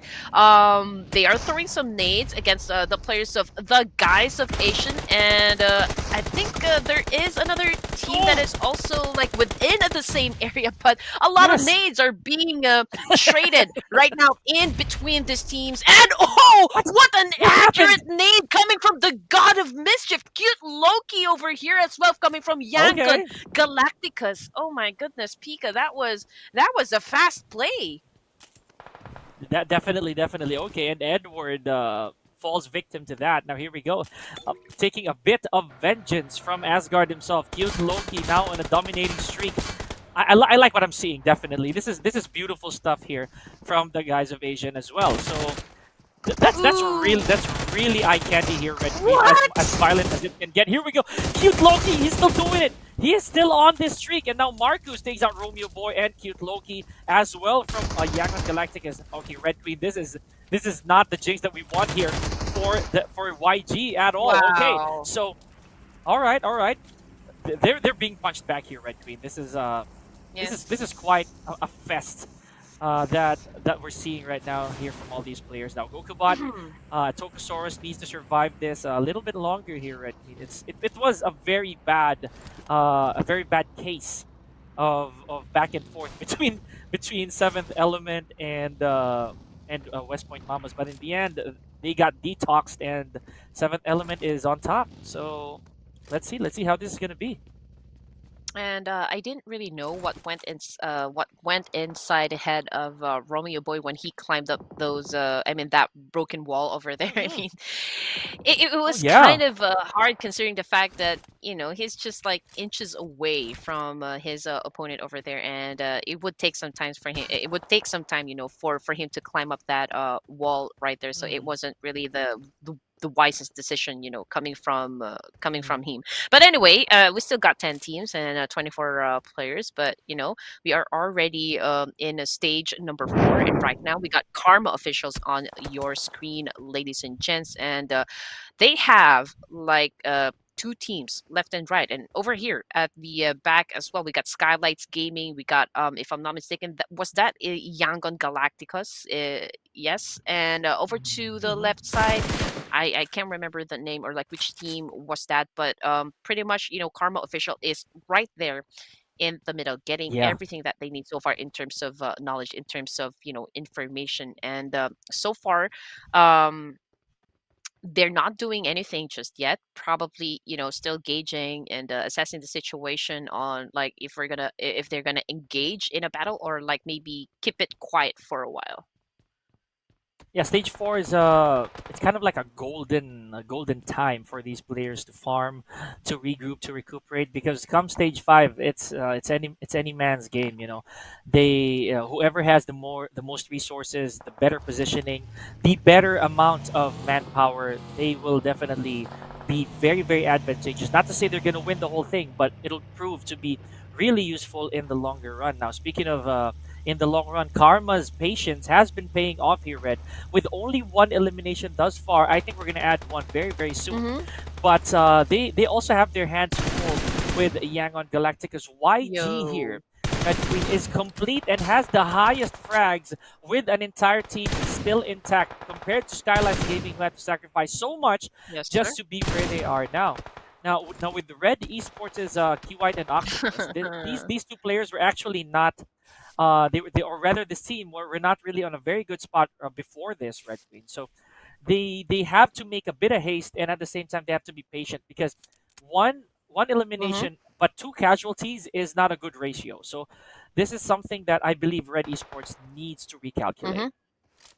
Okay, I think coming from Skylight's Oh Gaming. man, there we go. Oh, Mhm. they're up against Karma right at this moment, and the kill feed is actually Mr. lighting up. I Boro. think they already lost a couple of players as well. Toda goes down. Toda goes down in the Oh, hands of Mr. Boro, and then getting back into what we're seeing on the screen, we got Key Weight over here on top of this rocky formation. But oh, yeah. Oh oh my boy. goodness, that was a good shot coming from Yangon Galacticus. I mean, you do not do that to us. Like we can Mhm. see you. And so far, Red Esports now in big trouble, considering that Octopus is the only player remaining for this team. But surprisingly, Yangon Galacticus Yes. is not leaving their compound just yet, so there is, a little bit of time for Octopus to Look at save this. his teammate over here. And right now, he is about to give his hands for healing. There you go, beautiful stuff. And that was a very good call. I would say that was a smart approach because I think he had enough information to justify that heal. There was really nobody around, at least not nearby. Definitely a lot of time in his hands, and I'm more than confident that they're back on their feet. And just like that, there they are now. Mr. Boro, can I just say out loud, Red Queen has been hitting it with all these AUG kills, all these AUG eliminations. That was, see, look at that. 5 eliminations just for Mr. Boro himself, and he's using an AUG. Red Queen, this is the last time we've seen someone actually done it. Oh, wow! Did you see that? Off of Super Andrew and Romeo Boy with the support fire. And beautiful stuff. Now that eliminates Skylightz Gaming permanently from game number 2. So beautiful stuff. And Cute Loki, you said it yourself a while ago. He is on a tear right now, Red Queen, with 4 eliminations just for him alone. So that's more than enough retribution for what happened to him in game number 1. Okay, here we go, guys. We are now at stage 5 of match number 2 here in Erangel. So far, CMFTZ, they have a very good position, so I don't know what happened to Elite over here. He got knocked down as well, probably overextending his peak, and so he got spotted from that watchtower over there. But fret not, Power is here to save his teammate, guys. So there's still time to go for that quick pickup over here. So they're just like hiding behind this big containers. But let's go back to Yangon Galacticus. YG Cute Loki having the most number of kills so far. He is probably carrying all of the weight, for his teams. But of course, when it comes to Battle Royale, it is, like still a big consideration that this is a teamwork game, right? This is still like a teamwork, guys. But 6 teams remaining, and we got bad intentions going out from our match number 2, and so we are left with just 14 players remaining, and we are just waiting for the carnage to start. Yes, definitely. As for me, I think that Yangon Galacticus can actually be on the they can go on the backseat for this one, Red. Just let these teams dictate the pace moving forward. We are now on stage 5, as I said earlier. It's never forgiving. Oh my gosh, we're seeing a flaming Key White right here from Red Esports. Man, stop, drop, and roll. Okay, there it is. But yeah, the Molotov really did its job there for Key White. That was not a pretty sight, even for us casters here, ladies and gentlemen. I am gonna dream about that for sure. Now here we go. Octopus needs to find a way to extinguish that damage done to Key White, and it is one of those moments where you're gonna have to summon all the gods to be on your side. But this is an engagement that Octopus should not have most likely engaged. Oh my gosh! Forget what I said. He just did that. Key White also eliminating iHigh. Now CMFZ, despite the downsides of Red Esports, they managed to eliminate. CMFZ. Red Queen, unbelievable. Talk about resilience. Right. And picking up his teammate in the process, unbelievable. And Octopus be like, you know what? Don't say flame on. You're not torch, for goodness sake. But anyway, yes, that was a good save, coming from his teammate, and now they still have a chance to get the winner chicken dinner from this match. They still have a fighting chance. I mean, even though there's just 2 players. We want to see what this duo can do. But here comes Romeo Boy again with the amazing DBS. The one-tap shot so far has been the meta for a very long time here in the competition. And let's see what more Yangon Galacticus can do in this tournament as they still go up against, 7 element. We got Red, we got Yangon Galacticus, that's it. right? And Red Esports. Yeah. And Karma, for some reason, unfortunate that they're actually out of here, giving us 3 more teams, but with no surprise at all, Red Queen. I'd say Yangon Galacticus has the biggest chance of running away with this. Should they be able to regroup? The circle is so small now. What? What happened? Okay, so Mernat Boy already has his sight set, and that was the backup they needed. Was Romeo Boy bait? Yes, because sir. that looked like it was the case. Yes. They managed It really was the case. They just wanted to flush out information with that Hellfire. Look at this. Now seventh element is out of here, and Romeo Boy was worth the sacrifice, I would say, for Yangon Galacticus. If they're going to be able to eliminate the last remaining member of Red Whoa! Esports, the chicken dinner will definitely belong to them, and that's exactly what happened. Congratulations to Yangon Galacticus. Wow. That was So a that very plan, good distraction, right? Coming from yes. Romeo Boy. Good display of reflexes. Well, I mean, he managed to drive around without getting shot immediately, right? He was able to dodge a couple of bullets, sent his way, and so that was like a very good, really bait of a game coming from Romeo Boy, and now they've won the winner chicken dinner. So Yangon Galacticus for match number 2, ladies and gents. Wow, okay. Big brain plays indeed from Yangon Galacticus, measuring risk for reward. And that is why they scored this second winner chicken dinner. And wow, I'm lost for words. But of course, to no one's surprise, it'll be Cute Loki. And I'm also willing to bet that Cute Loki is our MVP for this one, Red Queen. So this is beautiful. This Mm-hmm. is this is a nice showing for Yangon Galactica, specifically for Cute Loki, who, for lack of better term, proved us wrong that he's not just about mischief, he's also about skill. So good stuff right here, guys. Oh Yes, man. sir. And I'm just getting a feeling that Romeo Boy, okay, and cute Loki has been telling us to keep quiet. Just look at their posing over here. Mm-hmm. Both of them Hush hush. really Hush crossing hush, their caster. index on their lips right here. But anyway, yes. So far, it Oh, has there been it a is. stellar performance coming from Yangon Galacticus. I mean, this is one of the teams that needs to catch up, with the points as well. And so it's beautiful to watch, YG now doing great so far in this. In week number 2. So MVP, just like what Pika said a while ago, he would probably get this one because of the number of elimination points that he was able to put up Mm-hmm. on the scoreboard. 46.15%, ladies and gents, and with 657 damage. Well, all the stats that an MVP need. That's right, and he is going back to the hands of Odin himself with these numbers, and he's definitely deemed worthy here, Red Queen. So, but in an ironic turn of events, we do have a different head-to-head comparison with, of course, Octopus. We saw what he did there, Red Queen, and he was able to take Mhm. out to knock down, I believe, 2 to 3 of the opposition while picking up a teammate at the same time, or at least doing it fast enough for him to be able to resuscitate the remainder of his team. So. This also justifies why he has such a high survival time. And that being said, Red Queen, we have the highest damage and eliminations going to Yangon Galactica. So good stuff from these boys. And not far behind, of course, is Red Esports. Yes. And Octopus having 8 hands in total. Of course, he's definitely very good with multitasking so far, and He surviving did. that altercation. Of course, you know what? That move alone, gave them a chance.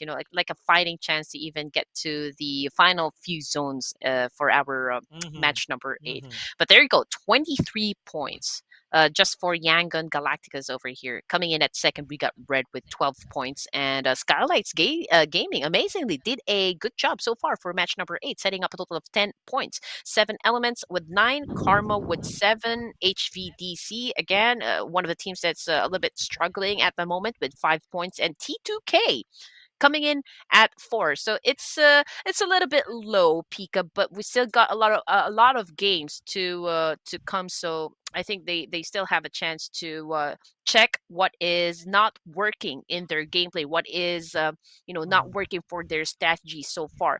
But we are now seeing the match statistics, and there has been a decline, with the amount of throwables that has been used in the game. So from 200 plus just a while ago, it has come down to 117. But I think this is still a pretty, like amazing number of throwables so far per match. It's below average, definitely. But of course, it goes without saying that we saw a lot of gunfights, Red Queen. So I definitely say I understand why that was.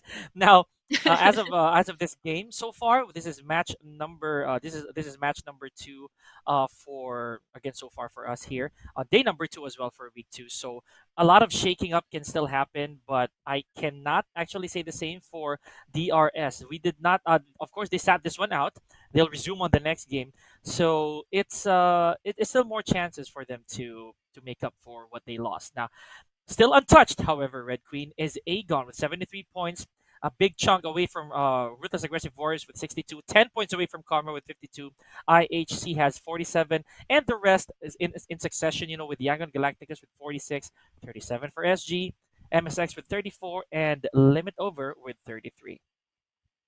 And again, ladies and gents, this stats is just for today. Okay, so we can see on the bottom Yes. half there's DRS, Stalwart Esports, A1 Esports as well. So for today, they Mhm. have not been, having like good games so far. But then again, this is just like the partial number of points. This is not the overalls just yet. Okay, Mhm. but if we're gonna be talking about just who is doing so good in this tournament, of course, that's none other than Karma Esports, followed by DRS Gaming. Then there's also the guys of Asian A1 Esports, which is again like what I said a while ago. They Mhm. have been a non-mover so far at the fourth spot. We also got Ruthless Aggressive Warriors coming in at fifth place. Agon I8 at sixth, Stalwart Esports at seven, coming from the fifth place. So they have moved down a couple of spots. And last but not the least, we got T2K coming in at the top eight of the overall scoreboard, Pika. And before we actually continue on with these telling, Red Queen, I just like to remind everybody that you can Mm-hmm. also put some votes, put some scores on your favorite teams and players here at Esports County's BMCS. So do not hesitate to cast them before June 24th, 12 a.m. IST. It's very, very simple. You just got to click on the description as well as the pinned comments on how to do that. So that was a good game number two. You know, a lot of shuffles, Red Queen, a lot of interesting choices from these players, a lot of good saves, but at the same time, very unfortunate, exchanges. That kind of put us at the edge of our seats. But that's only game number two. And ladies and gentlemen, we are still here for the PMCS Grand Finals, day number two of week number two. Yours truly still on the mic, bringing you the action, Pika Lozano and Red Queen Gaming. We're going to take a quick break, so don't touch the dial. We'll be right back.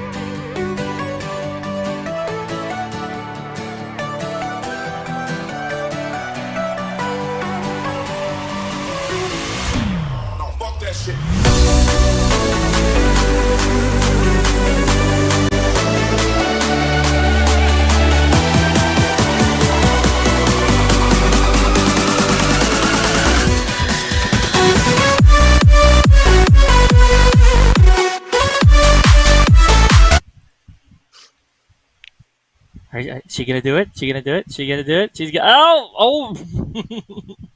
I got denied. Just like, okay, she knows her priorities. But ladies and gentlemen, speaking of priorities, we are back to PMCS Grand Finals. This is day 2 of week number 2, and we are moving forward to game number 3. Still on the mic, bringing the action is yours truly, Pika Lozano, joined by the ever denying Red Queen Gaming. I don't know why she did that, but I think for I think I deserved that.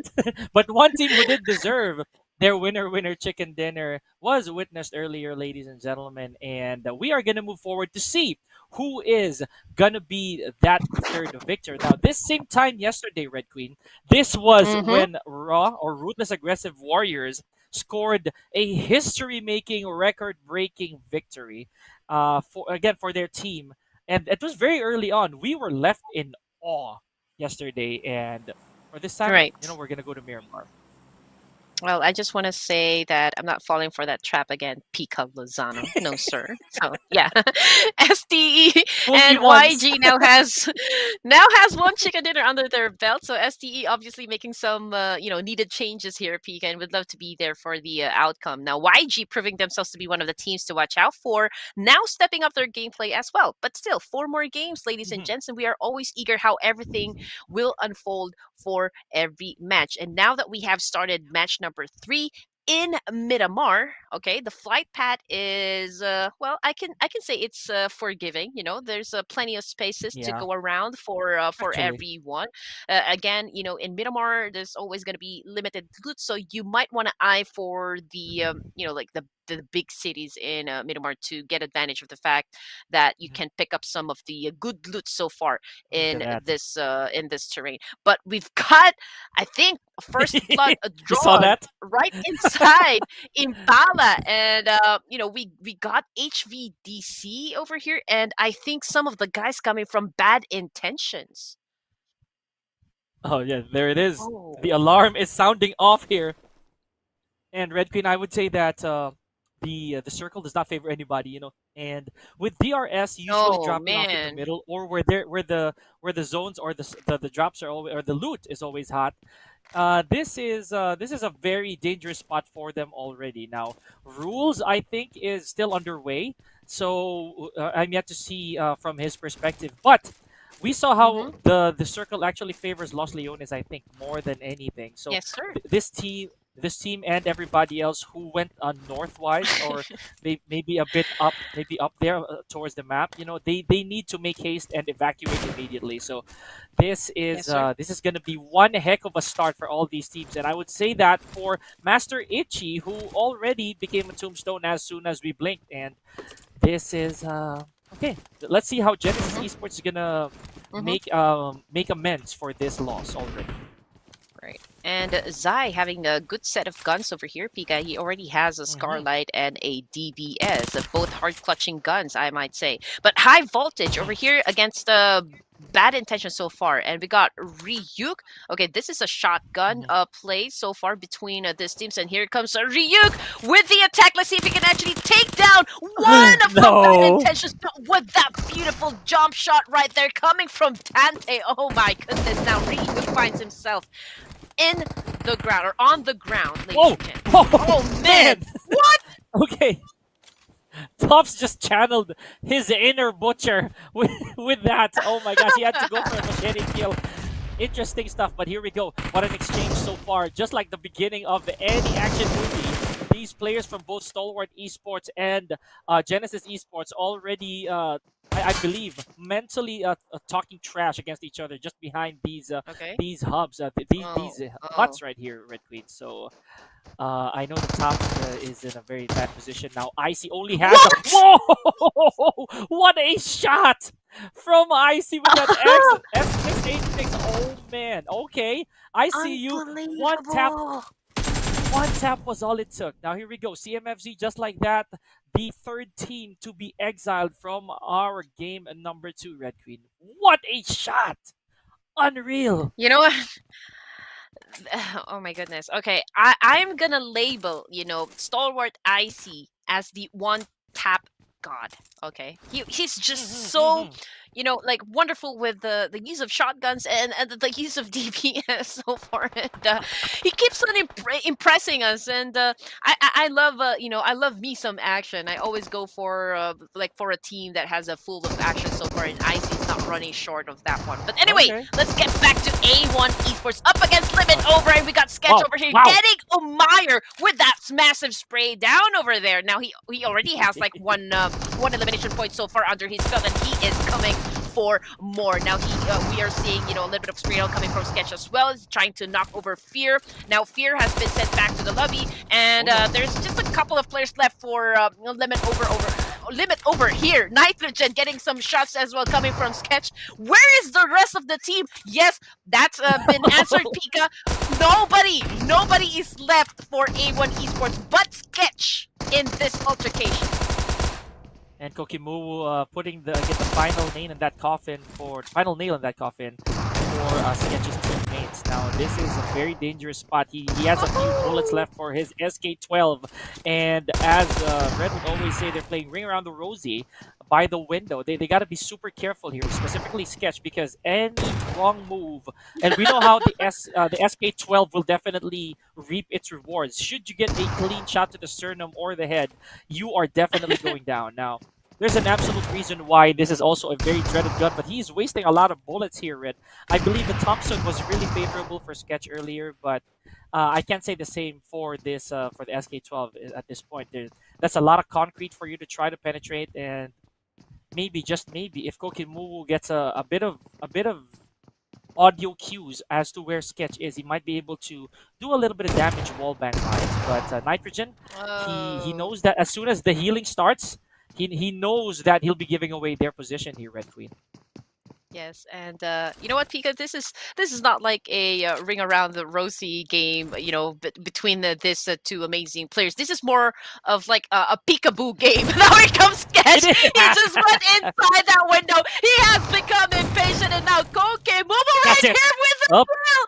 Oh my that's it. goodness, beautifully done by Limit Over, and we got A1 Esports already out of the game.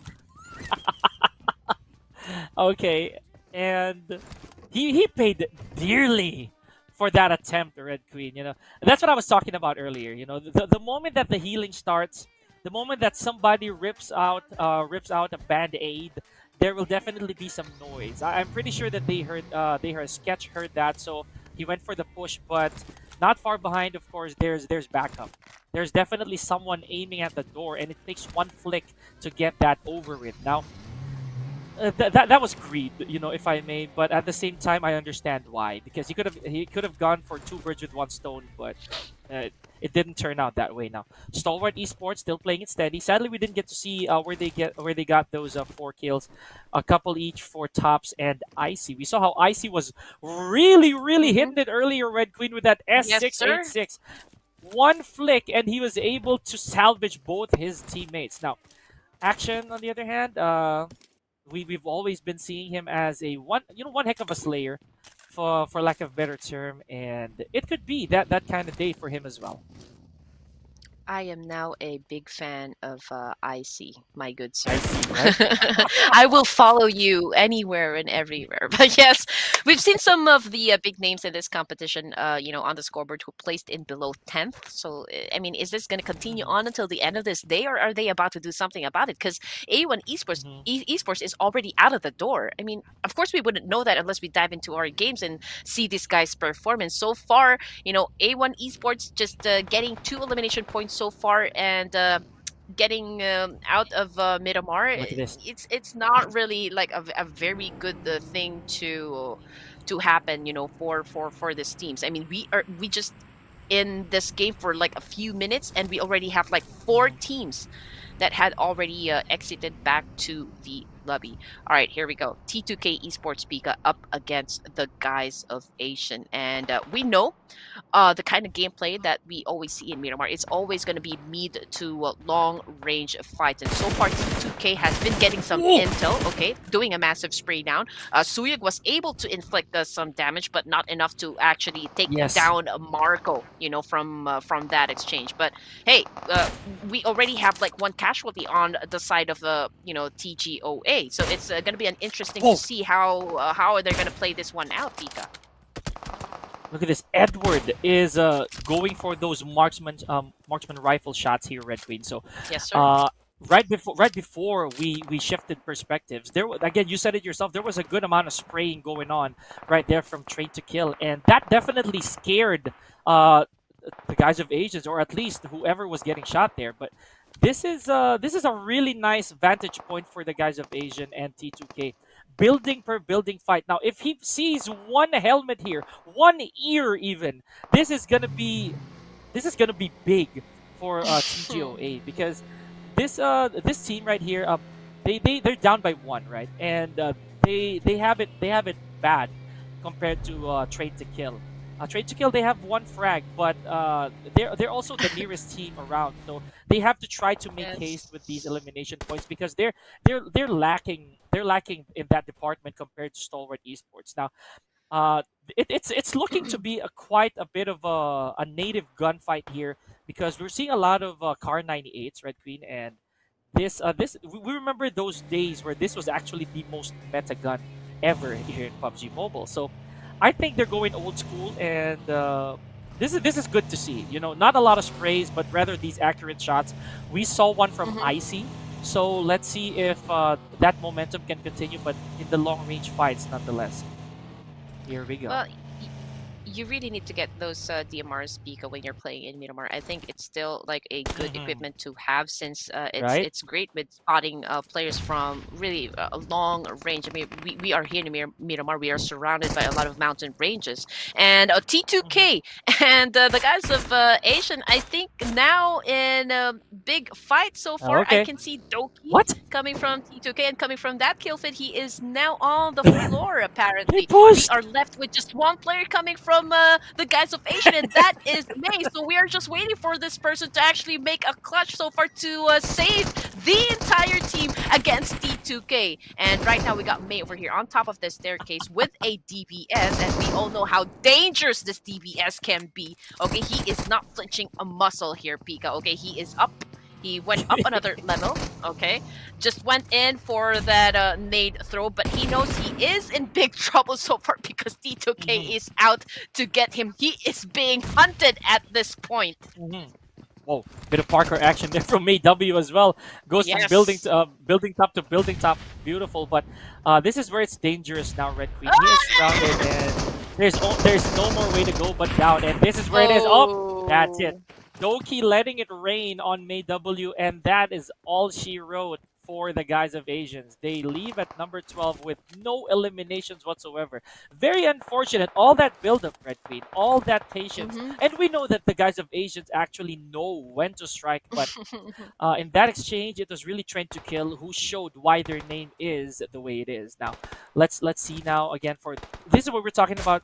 Red Queen. There's a lot of terrains, a lot of high grounds here for Miramar, but not that much to cover you.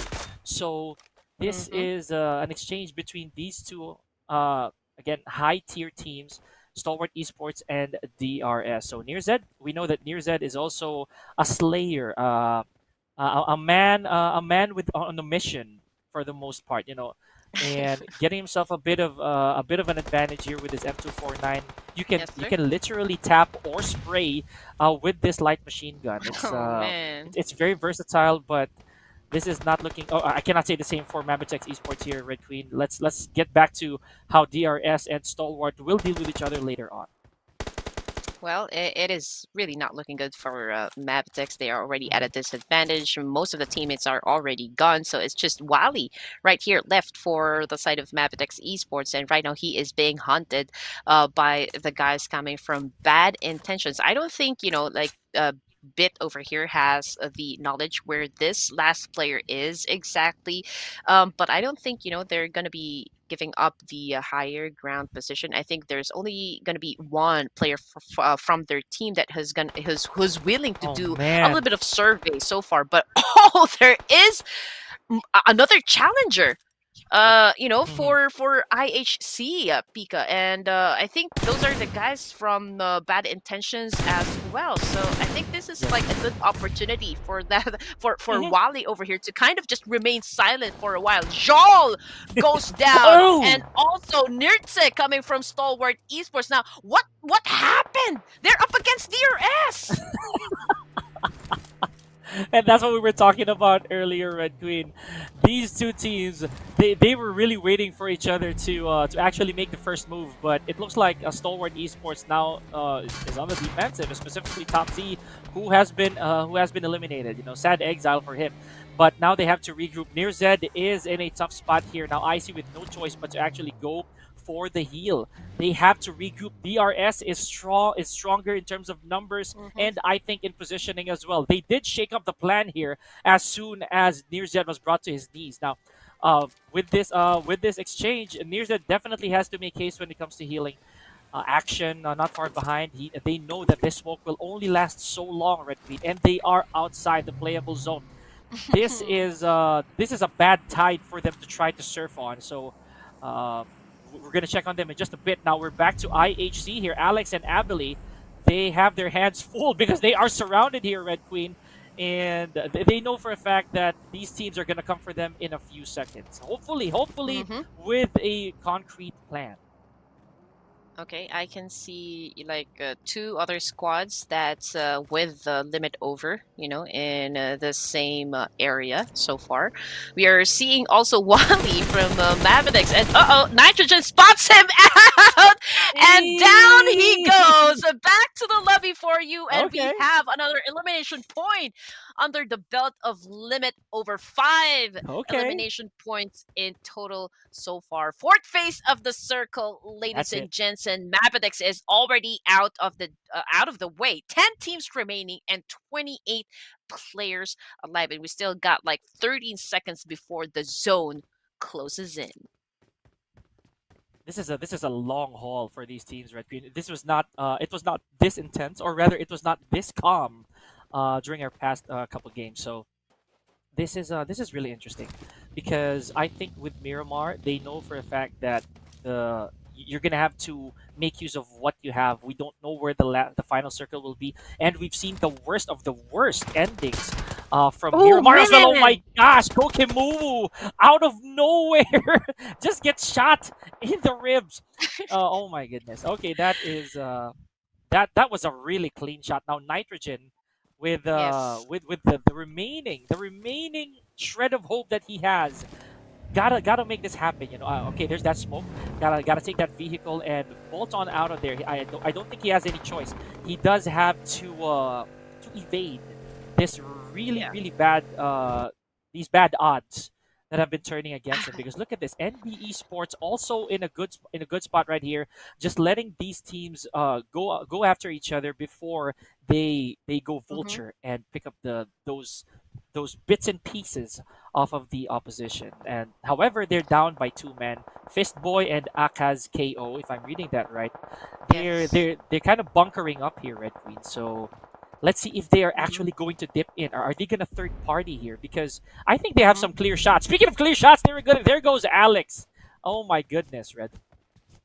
Right. And getting back to what Nitro Gen did just a while ago, I mean, that was the most pro thing to do. Oh man. And I don't know what happened, but Action just just eliminated himself with like the fires of hell right there. But yes, getting back to what I was saying a while ago, Pika. I mean, Nitrogen popped off a smoke before he went inside that vehicle. I think that was like the smartest thing to do so far, before Mhm. you expose yourselves to any of the angles, because we are already at the fourth phase of the circle. I mean, obviously the Yeah. zone is small already, so you need to keep an eye on like the corners, or like maybe the next building in the same area. But anyway, ruthless, aggressive warriors. Okay, I think they are still doing pretty well with the 4 elimination Oh, there points we so go. far. And there you go, a seventh element has now been eliminated as well. DRS, on the other hand, Rulzog, the El Capitan, as well as Killer YT,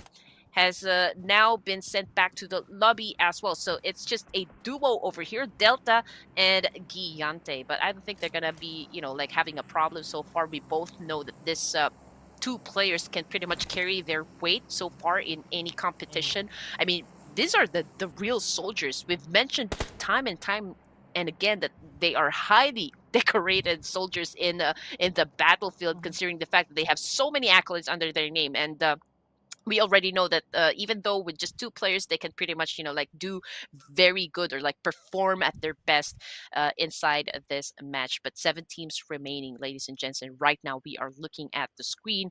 We got a Fistboy, Kaz, Ezza, and Sek over here for NB Esports. Now this is something that I'm a little bit confused about, Pika. I think this is the first time I've seen NB Esports, or like, is there a team, or like, was there a team that changed their name? Yeah, that's true. I believe I've been seeing NB Esports as well, but I think the members here are completely different. So I Mm-hmm. remember seeing NB, especially from yesterday, I think. But this is a good turn up for them. I'll be very honest with you, Red Queen. Now, I'm gonna go back to make that quick point earlier on with I think that was Stalwart Esports. So maybe just Mm-hmm. maybe I know how the rules are, but you know that self termination maybe would prohibit the other teams, of course, from getting any points from the remains of Stalwart Esports. So again, whether it's self-inflicted or probably a misfire that sent them back packing and Yes, not sir. giving any team any points to bring home with them. Now, here we go. MSX rather, still complete here, with Molana being the exception. Needs a bit of healing, but definitely more than equipped to fight back against the likes of Ruthless Aggressive Warriors and Trade to Kill. Now, it's worth noting that after everything that they did earlier, Trade to Kill definitely showing us why they have 8 elimination points already. And in stage 5, being a complete team, Red Queen, that's a huge deal. That hardly happens. So if your team is able to withstand the array of opposition that comes your way and stay complete throughout this far forward into any game, you have a Mm-hmm. huge advantage. Now, with Ruthless Aggressive Warriors, we've seen how record breaking, again, game 3 was their golden moment. So let's see if they can make a repeat of that here. on day number two. I know for a fact that they're far from how Jiggle was actually able to rack up two-digit kills from or eliminations from yesterday. But let's see. Let's see if these conditions can actually favor them once again. Right, and I'm still waiting for Ruthless Aggressive Warriors to kind of have the same explosion of power that they had yesterday. But anyway, here comes Mm-hmm. T2K with the push. Okay, we can see a lot Hey! of Molotovs and nades being thrown out on the way of Ruthless Aggressive Esports. But Jiggle, oh no, Jiggle is already out of the game. Pika and XMPL is Yes. unstoppable at the moment. And there you go. That Hey. is, or that was the Oh. end of the line for Ruthless Aggressive Warriors. And now, just like that, we are left with just 5 teams and 13 players remaining. And T2K, just look at the number of elimination Oh points they were no. able to put up on that scoreboard. It is just so amazing. But here it comes again. NB, we got Fistboy over here and a Gas, a duo that you need to watch out because they have Mhm. like sort of a good position over here, but they need to be wary about the players coming from limit over. They need to do a cleanup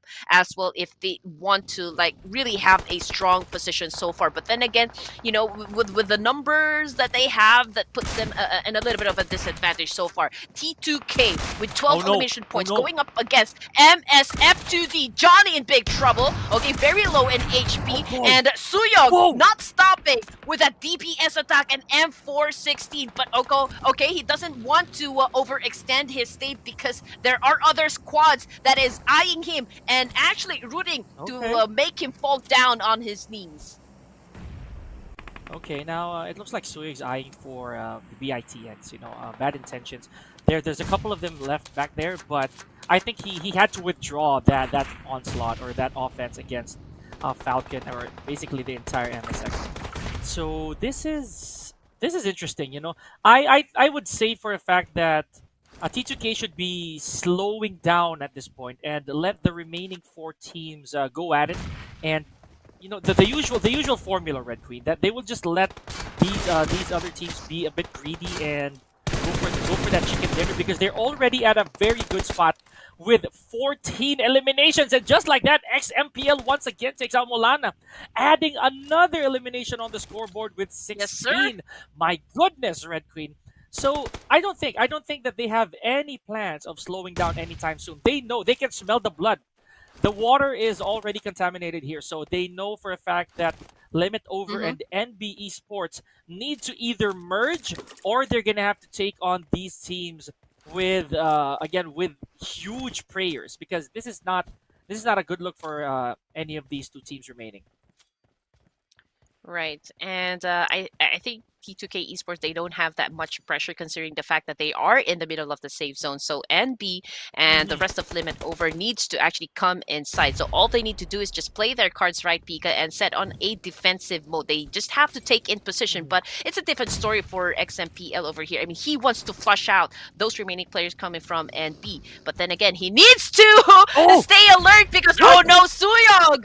Suyong is right here to help eliminate those players coming from NB. That was a close call, Oh, Pika, but a good display of reflexes again coming from the side of T2K. Now Doki over here not stopping with the wow. nades, and the mall is being thrown against NBES. Oh my goodness! And now they have been sent back to the lobby. So this is now goes now to Limit Over versus T2K. That's But it. then we only have like Beautiful. one player left for Limit Over. That was a very good game played by T2K Esports, getting the WWCD inside this match. Oh my gosh, Miramar never fails to amaze me, Red Queen. And this time around, Trained to Kill Esports, for some reason, they mirrored the accomplishments of Ruthless Aggressive Warriors yesterday, but with a different approach, making it their own. No casualties towards the end, and establishing really, really strong authority against Limit Over. Sadly, Nitrogen, despite that survival, that length of time that he actually stayed in the match, I'm really surprised that he lasted as long as he did, even with the interference of other teams. Good stuff here from Train to Kill, Red Queen, and that's a juicy 10 on top of, I believe, what, 18 frags, I think, for the entire team. I'm gonna count that. I'm gonna count that later on Whoa. because that was I don't have enough fingers in one Yeah. hand to be able to go around that just just so quickly. Yes. And this was a sweet, victory for the side of T2K Esports because they were pretty much aware that they have moved down a couple of spots, from the overall scoreboard, and now they are ready to take back that spot, Pika, in the top eight, and maybe do so well that they can get into the top three, maybe, or even like get to the top spot. Well, we don't know. I mean, after all, these are Hmm. trained to kill. So Hmm. basically, these are like the assassins, inside this competition. But here we go, ladies and gents. The statistics that everyone has been waiting for. Doki with 7 elimination points to Guys, his name, setting out a total of 1,280. 19. And just look at that peak up, 279 damage taken. It means that he is very good with stealth attacks. He's very good at dodging Mm. those bullets and just like perfect with getting those elimination points. Now here comes our second best performing teammate. We got Jane with 5 elimination points so far with a damage of 813 and just Of course. 172 for the damage taken. I mean, these guys are very good at taking in positions, very good at their rotations, and very good at picking up their fights. As much as you're correct there, Red Queen, I think that Doki, apart from at least trying to be very evasive or elusive towards his opponents, I think he Mm-hmm. failed a lot of times as well because he actually took so much damage for himself. He had the most damage taken from his entire team, but again, those were probably flesh wounds, if I can say so, because he still managed to power through it with 7 eliminations, and that is a big percentage of Yes. what the entire squad was able to do, amounting to 19 eliminations, Red Queen, on top of the 10 points Wow. that they garnered from their chicken dinner. Now, this right here, this was a very interesting situation as well because we saw how Jane definitely wasn't the Slayer per se for Train to Kill, but definitely there when it comes to survival. So he inflicted so much damage amongst the other teams, and the same goes for Earth 616. I mean, forget that I said that. Kokimu with 616 damage dealt with a good amount of eliminations as well. But Mm-hmm. sadly, Limit Over, he wasn't the last man standing. It was Nitrogen. So still Yes, holding it sir. up for Limit Over, and good stuff, boys. Honestly. You know what? I think for Kokemue, it was just so unfortunate for him how he exited, back to the lobby. I mean, he was just about to onboard his buggy, but then again, he failed to actually check the place Hmm. or like the surrounding area. And there was another squad right there just waiting for the right opportunity to knock anyone out in the game. I mean, it was just lucky for the opposition to spot him, right there outside of the building. But then again, we can see the ranking so far for our match number 9, and we got T2K at Hmm. the top with 29 points, and Limit Over coming in at second with 11 elimination points or like 11 Right? points in total. We also got Hmm. NB over here, same with the LO, 11 points, and Bad Intention so far with 9.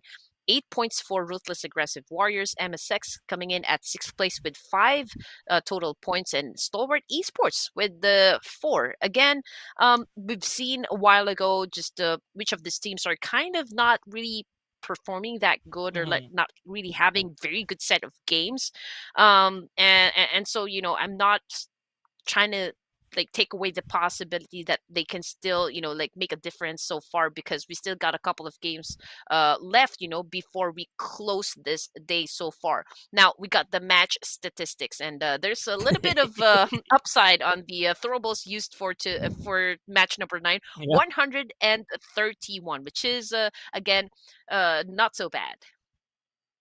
Definitely, definitely. I would say that it meets our average. This is more than standard for our throwables. But what I found Mm-hmm. really interesting is the amount of healing that these players have gone through. It was a pretty long game, Mm. Red Queen. So I understand why these numbers are actually such. So this really means that a lot of these teams have spent a lot of time on their knees. So that's that just goes to show how accurate some of these Mm. teams can be, and at the same time, how cooperative they can be on the defensive. Now, looking at the overall standings here, we still have the untouched Agon I8 here with 73 points, and Raw not far behind, just the 3 points.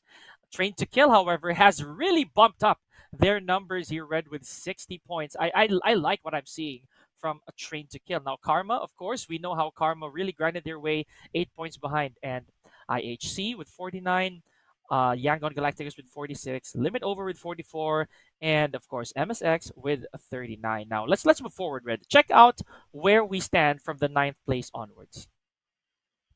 Yes, here we go. Skylightz Gaming with 37 points in total. Stalwart Esports with 34. But then again, they are closely RGS. followed Yeah. by the Raging Bulls as well. And I also saw DRS maybe perhaps on Mm-hmm. the like coming from ninth place downwards.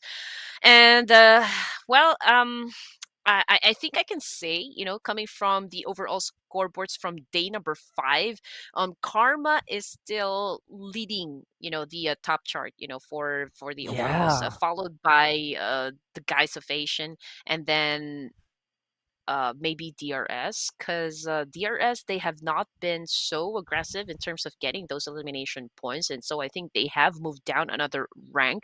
But of course, we're Mm-hmm. still waiting for the official scoreboard set out by Esports County. Right now, the scores that you are seeing so far is just for today. Ladies and gents, so we need to always remind you of that one. But if you were tuned in, from day number 1 up to day number 6 today. Okay, we are in week Mm-hmm. number 2. You can pretty much add up those points, and you will already have an idea of which of these teams Mm-hmm. are, like really performing at their best so far in this competition. So it is a matter of time, just a bit more, a few more hours, a few more games before we can determine who will emerge on top of the mountain when it comes to the scores, ladies and gentlemen, because the grand finals of the PMCS is still looking really, really hot. But as much as we'd like to continue with the action, yours truly, Pika Lozano and Red Queen Gaming will take a short break, and so should you, because the rest of the evening, the rest of the day is going to turn out quite interestingly. Don't go anywhere. We'll be right back.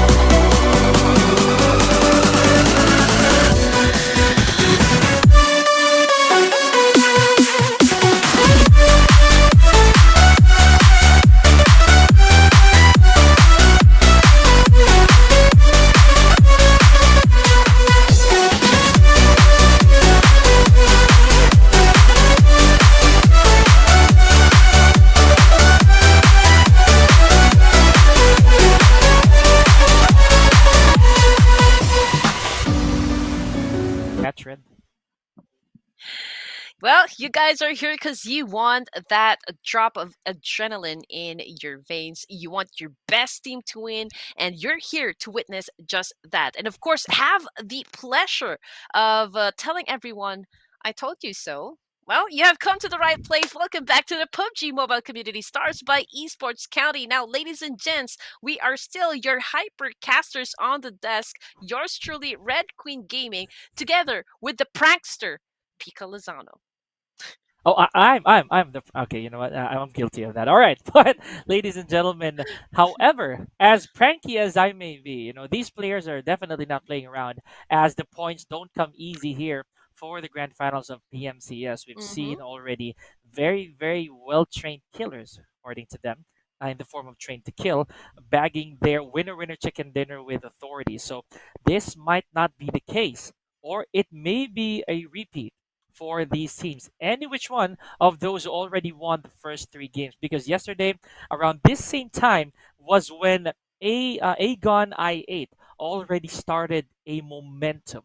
That momentum that carried over up until the end of the evening. Now, Red Queen, I think it's worth noting how some of the teams, again, as we mentioned, no matter how powerful they are, they have shown that there will be others who will defy expectations. So at this point, I don't really put my cards on anybody. I'm just letting things roll, and I just want to see how this will be for game number 4. You know what, Pika? I'm here because of the action. I'm witnessing inside this game. Hmm. I love the exchange so far, and I love the fact that it's not only those teams with big names so far have been dominating the battlefield. It's also the dark horses as well. Those teams that we least expect to really dominate are the ones really putting up huge number of kill points or like elimination points so far, which they Yeah. absolutely need to get to the top of the charts. And I'm just always looking forward to see at how everything will unfold per match, because it's not always the same. I mean, the Hmm. the best chicken dinners that I've seen so far was from Agon Esports winning three in a row. Yes. So that was Hmm. for me like a phenomenal performance coming from Hmm. a team. Now, I think the second to do that was DRS, because I mean during week number one, and there's also Yes, the yes, guys that's of right. Asian, right? So I mean, in TGOA, terms of yeah.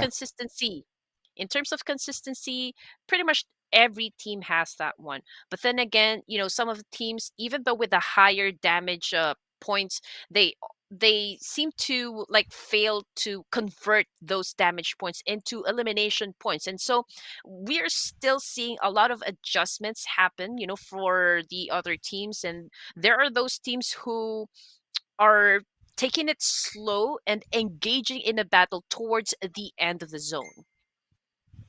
and they always turn out differently, Red Queen. That's what's funny. Um, Throughout the entire day, I've never seen the same two teams duke it out for the chicken dinners, at least for tonight. So this is something that gives us a good sign of how diverse the rest of Mm-hmm. the tournament can be. So one such team is MABATEX. So we haven't really seen them go this far forward. The same goes for Skylightz Gaming. They're not always the teams that would really go the distance, but when they do, you can tell that they're really sorting things out. And it's also worth noting that some teams also never make it to the end with their entire roster still intact. More times than not, it's about how some teams interfere with the action, with the with the back and forth, the tug of war that these other teams are going through. So I'm excited to see if there will be another team who will make it untouched, undamaged, and without a single casualty at hand. Because we've seen it all happen here, right? We've seen one-on-ones, 2v2s, and we've seen four against the world. So that's uh that's one that's one situation that I think will be impossible to look away from. Like what happened to Train to Kill earlier. That was total domination. If I'm gonna Right. finalize that. Yeah, it's always hard to actually get a full team, towards Right? the latter stages of the game. I mean, I will have to agree on that one because the battle has totally changed as soon as we had like a new point system come into play, Pika. I mean, Yes. again, it forced teams to lean towards more of a kill based strategy. I know we've said it a couple of times already, or like 1,000 times already. And so, this is really like a brand new battlefield for everyone. And there are those teams that are still doing some sort of like adjustments, especially those teams who are used to playing the game passively, but now they are required to actually rack up huge number of elimination points just to stay in the game, just to maintain like high energy, or like to stay as one Mhm. of the teams that are like hard hitting and a force to be reckoned with in any competition. And I think it was really like a huge game changer, for a lot of teams in PUBG Mobile. But still, PUBG has always been prioritizing risk, and I think they just made it more exciting for everyone to watch. And those risks definitely pay off. At least for some teams who engage Mm, and make the right decisions, like you said. It's a matter of how you roll the dice and whether you land on that lucky mm-hmm, seven, then that's on you. And it also accounts for, say, teamwork. We always say that. We always imply how backup, how mm-hmm, planning, calculation always comes into play. We've seen that happen time and time again, where we thought that one such player will just go out into the open without having anybody watching their six. But apparently, that's not the case for some of these teams, Red. We've seen those amazing plays earlier on. We saw how Romeo Boy, I think, was able to stroll freely with a buggy just to flush out the remaining two teams who had one member each for their team, for Yangon Galacticus to seal the deal. And I really liked what I saw. Now, this is crunch time, Red. So again, mm-hmm. contrary to how we've been, this is serious business already for these players because we are closing in on the for the last 3 days, including this one, for the final. So you don't have that much room to breathe in terms of points, but definitely a lot of room to adjust. So let's see if there will be such adjustments made moving into game number 4. Now, Red, I'd like to get your input. So if I may ask, what do you think are the key factors as to why maybe the guys of Asians are kind of going 50-50? Because we talk about them a lot. They're very patient, and they have an unusual rhythm, an unusual habit. They sometimes go passive or aggressive, but Right. it kind of works and it doesn't. So what do you think is their formula that they should bring back? You know what, whatever formula they are doing right at this moment in this in this set of matches that we have for today, it is not working out for them so far. Well, we Mm-hmm. don't know, like we don't know what's really happening. Maybe there is the outside element that's really affecting their gameplay so far, or maybe everyone is just so exhausted because we've been playing this game like a set of Miramar, a set of Erangel over and over again, and well, we don't exactly know what's affecting their gameplay so far, but yes, they are kind of again slowing down. I mean, this is not the type of gameplay that we are expecting coming from the side of the guys of Asian, and so we would love to see them pick up the pace once again and to bring the kind of energy and translate it to tonight's competition. But you know what? In getting those chicken dinners, Pika, it's a series of like making good decisions, right? And it's hard. It's Mm-hmm. not always gonna be easy. Easier said than done. I mean, that's how we should Mm-hmm. put it. I mean, we always tell our viewers or like the audience what needs to be done, or like what these teams need to do. But of course, when you are in the battlefield, there's a Mm-hmm. myriad of factors that these guys need to consider in order to pull up a big chicken dinner. And so, for the side of the guys of Asian, um, obviously there's a need to change or like alter their ingredients so far in stirring up that pot cooking Mm-hmm. that winner chicken dinner. And yes, we are looking forward to see if there are some changes that's going to happen so far inside the game. Yeah, I believe that does not only go for the guys of Asia. The one of the reasons why we believe and we bring their names up front, because they did show us how Mm-hmm. they can also be diverse. We've seen them go back and Yes. forth, and they usually last long. For the majority of any game that they're in, they Mm-hmm. kind of land around maybe above the 10th spot for the most part. I'm gonna go back and check the Mm-hmm. track records for that, and that's one of the reasons why I think they are one of the few teams who managed to bag a couple winner chicken dinners in one go, at least for one evening. So that I could also petition personally that there might be more to a Raging Bulls that than we think, because we've been seeing them get really good moments. The Mm-hmm. same goes for Red Esports, specifically the likes of Octopus, who's been giving us quite the treat visually and tactically. So I like that. I personally Mm-hmm. am pushing for the skies when it comes to these other teams. Now, yet we're yet to see a victory as well for the West Point Mambas. So I believe they're going back for this game. So this might be another chance for them to redeem themselves, despite the fact that they're very low so far in terms of points. So this is a very bleak sight for the West Point Mambas, as Yes. well as perhaps like say high voltage. I would bring that up, Mm-hmm. but I'm not giving up hope for that one. You know what? We're not trying to sugarcoat anything, guys. We're just gonna call this one as it is. But those teams that have not been performing in, part of the bottom Hmm. half section of the overall scoreboard, I think, it's really gonna be difficult for them to at least get to the top 16, right? And so, having said that, I think these guys are already just playing for experience, because you don't want to go empty.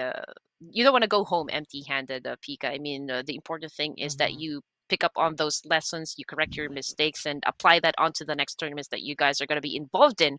But so far, you know what? It is already a big deal. Coming here, playing for the community stars, the fact that you guys are playing with the big names in the community, I think that is already great. Playing at this level, playing at this caliber, really speaks of just how good you guys are playing this PUBG Mobile. But then again, we're gonna take a close look on the at least the top 8 teams, right? The top 8 teams that's actually Hmm. performing great, because we're talking about $3,000 prize pool, and of course, only the top spot will get the lion's share of that $3,000, and so the target or the goal will always be to get the crown in any competition or in any tournament. That's right. And, I'll say it out loud now, Red. Despite the fact that some of these teams may actually uh, leave Mm-hmm. this tournament or exit this tournament with their heads down. I don't think they should stop right then and there, and that should not discourage them at all from pursuing any more Yes. belts moving forward. Because some of these teams, Yes. they started off their year very very well. One such team is Stalwart Esports. I could say the same also for Agon. They've had a very good start from January to March. So that's various tournament wins as well under their belt. So Mm-hmm. I can definitely attest that they're gonna try to regroup after this. Same for even DRS Gaming. They've had a very good start, with really high placements at least for the start of Mm-hmm. 2023. And looking on their track records, of course, they did the same for 2022. But let's again, it's another year, another chance. So these teams will definitely bring something home. And one of the latest accolades, I believe, from Stalwart Esports happened just back in April. So that was big. So I can definitely justify how Stalwart Esports Mm-hmm. is one of the favorites among the crowd, and I Mm-hmm. I for one have seen it. So I don't know, Red. It's a bit late and early at the same time for some of these teams, because if you drop the ball, like say what, week one, and you haven't really made a significant impact, then Mm-hmm. maybe, just maybe, you just play out the rest, and charge to experience every single Mm-hmm. lesson you can take. And you know what, Pika? I think we also have to consider the fact that these teams are not playing just one tournament, in a month or like even in a Mm. week. So we can only just imagine how exhausting it is to play, a lot of matches like in a day, right? And it's sometimes it takes a toll on each of the player. Of course, they need to also Mhm. consider their mental state, their mental fortitude, and of course their um, physical and emotional health as well, because it can be really tiring, having to play a lot of tournaments all at the same time. And again, having said that, we can just like give recognition to the teams that have been putting in all the sweat so far, all the investment in improving and perfecting their skill set in terms of playing our Mhm. favorite game, which is PUBG Mobile. And it's like huge number of hours you guys really dedicate in order for you to like really be uh godlike in terms of reflexes and with Mhm. those gunfights as well. I mean, it is no joke, competing at this level so far. I mean, you guys have been playing in a lot of global stages, in a lot of pro leagues, and in order for you guys to be at the top spot, well, I mean, ah, the total dedication to your craft, total discipline as well into like becoming the greatest player of all time, because we can also have that one, when it comes to the esports industry, we can also call someone the goat. But we'd love to know, who is your goat so far in the esports PUBG M world. Just type it in the comment section, guys, because we'd Mhm. love to know. And we're not gonna stop there. You can actually vote for that, as long as you follow A1 Gaming Esports. You can cast your votes for your favorite player and favorite teams on their page. Links in Mm-hmm. the description. So don't look away. Just make sure you show them some love.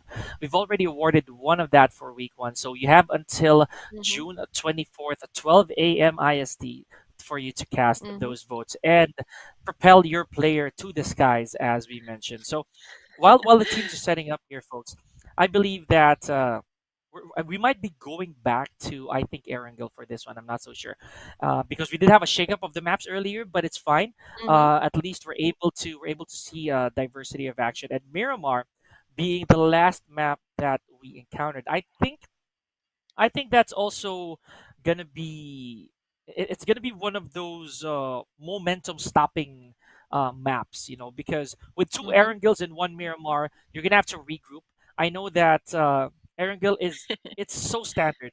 Like the grind starts and ends at Erangel, because there are a lot of maps that we can actually choose from PUBG Mobile, and but for this particular tournament, I think that we're limiting it to two. But the question is, how hard-headed or how Oh, accurate here we can go. can we be when it comes to learning these lessons? And speaking of action, my goodness, did we miss quite a bit? Now here we are.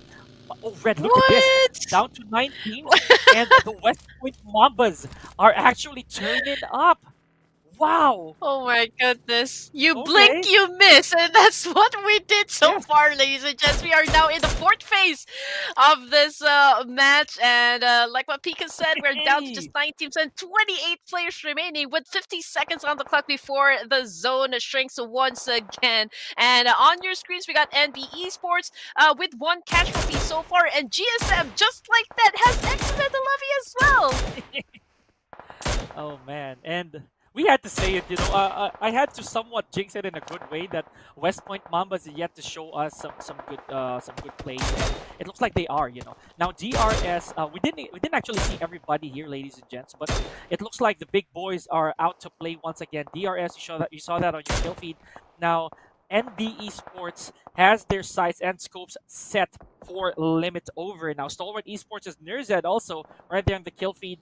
Really quick work, but there's already 1 casualty for the side of NB. Now, we saw them Mm-hmm. earlier where they actually gave us quite some moments having to survive that long for that previous game. Now, and it looks like we're still in Erangel here, Red Queen. So, like I said, we turned that up a little bit, Uh-oh. and we're going Uh-oh. back to El Clasico as we mentioned. Now, Yeah. you see these remaining teams, Red, and they're so close to each other. We have Stalwart Esports, we have NB Esports, West Point Mambas, and DRS. They are making quick work out of this because since we're in stage 5 already, this is a claustro fest here. So you gotta be very particular with your positioning.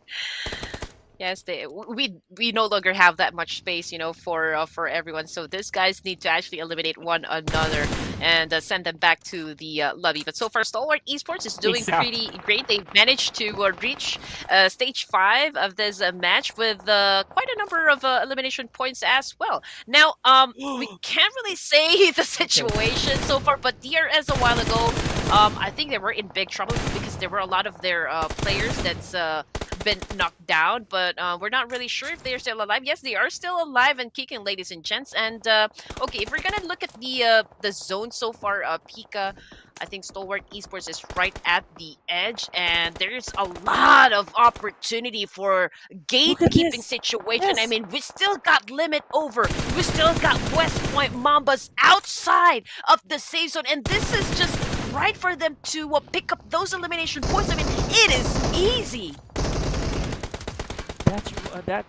That's the point right here, Red Queen. This is no man's land. To be honest, this is Oh one of those situations wherein anything can happen with a blink of an eye. There it my is. goodness. Jarrell takes out Nitrogen. Nerzed takes out Jarrell as a trade. Uh-oh. Now the West Point Mamba slowly being beheaded here.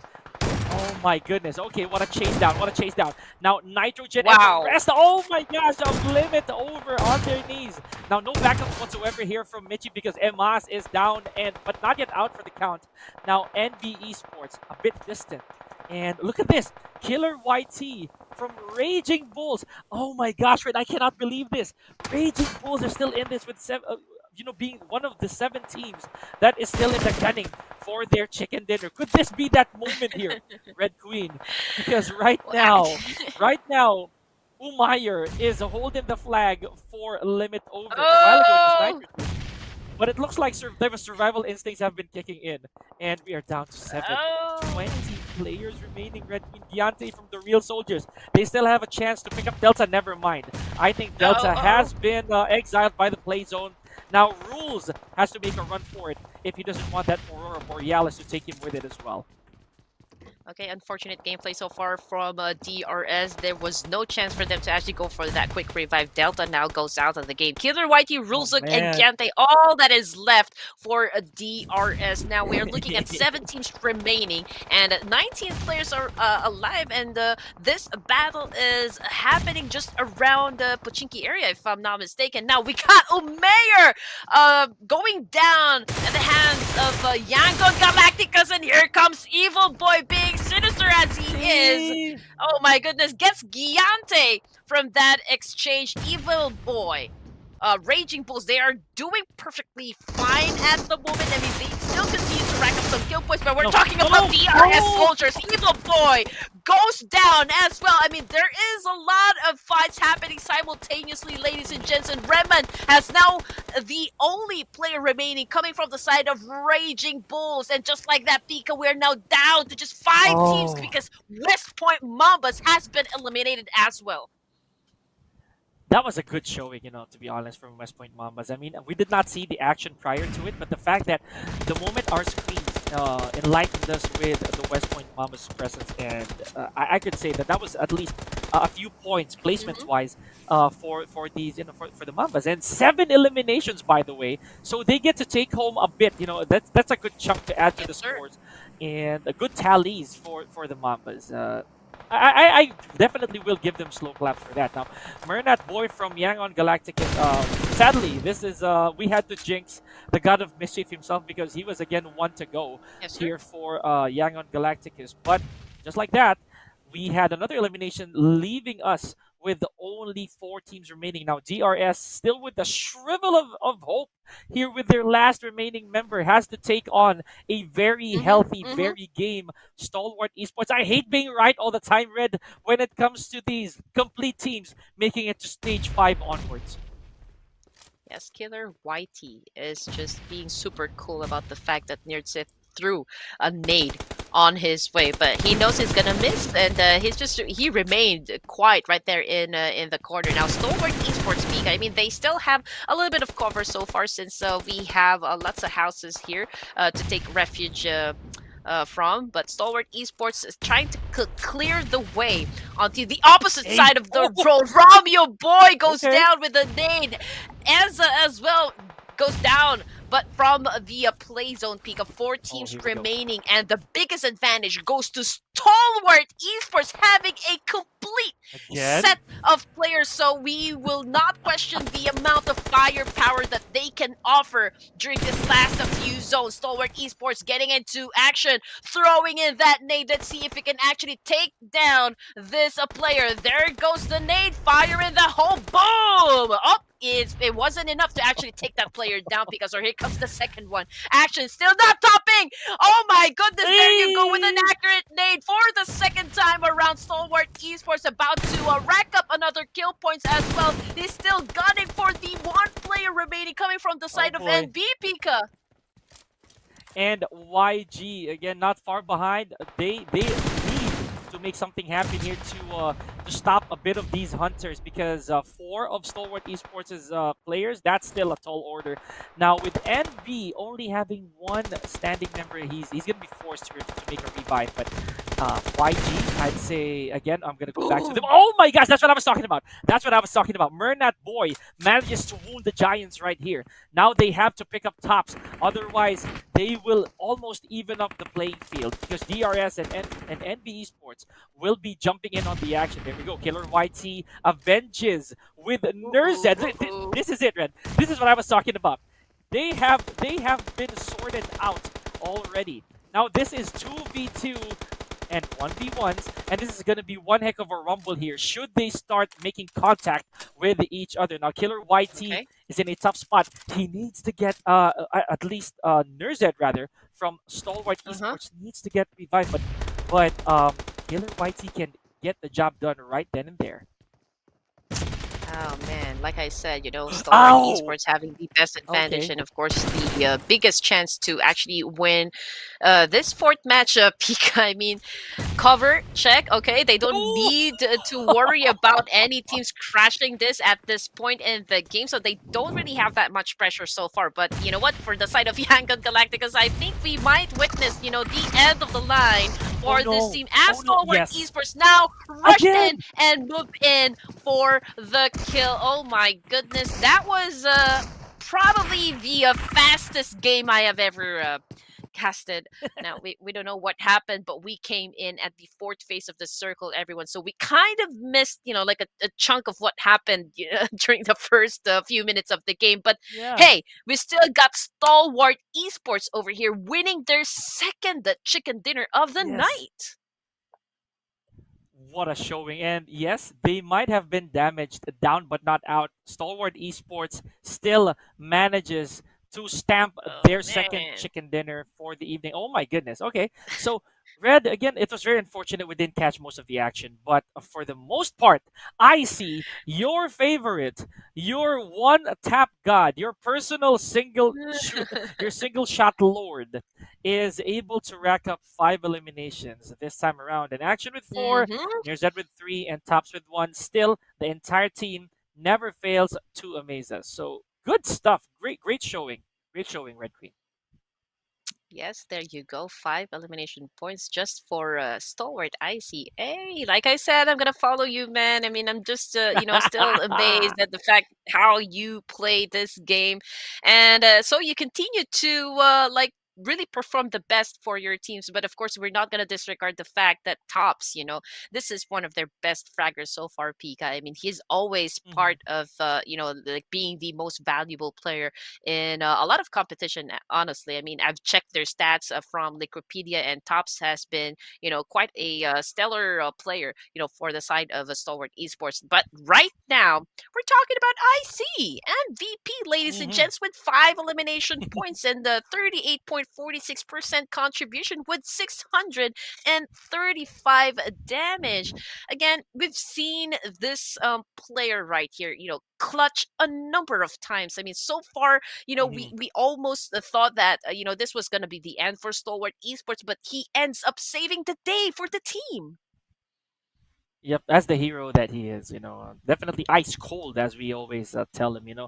You've been saying it yourself, Red. He is frosted out, you know, and I love that. I love that about him. Now, action, of course, alongside Marnet Boy, we've seen Marnet Boy also make incredible plays, whether it's nades or winning such gunfights.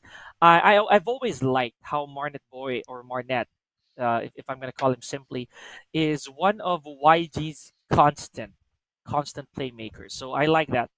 But Hmm. again, for the second time this evening, Stalwart Esports Oh. became became the top dog, and they only have two attempts rather, to dethrone this powerhouse of a team. Now, looking at how they're head and shoulders away from everybody on the charts in terms of damage and eliminations, they have a lot of work to continue on. Red Queen.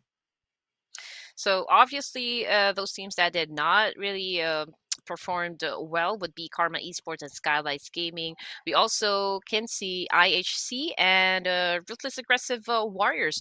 But I would like to recognize the fact that even though for WPM, for the West Point Mambas, even though they kind of exited the game a little bit Yes. early, compared to the rest of the teams that were part during the last few zones of the game, they still managed to put up quite a number of points or kill points, 7 elimination points. So that adds up to the placement points that they were able to attain. So that's 2 points, 9 points in total for the side of West Point Mambas. Now, um, this is something that I would want to see from the West Point Mambas, the consistency in actually playing great games in this competition. I mean, with the kind of gunfights and firepower that they have been showing us from like day number one of the PMCS, we know that they can play at this level. They can be a par when it comes to like the gunfight so far that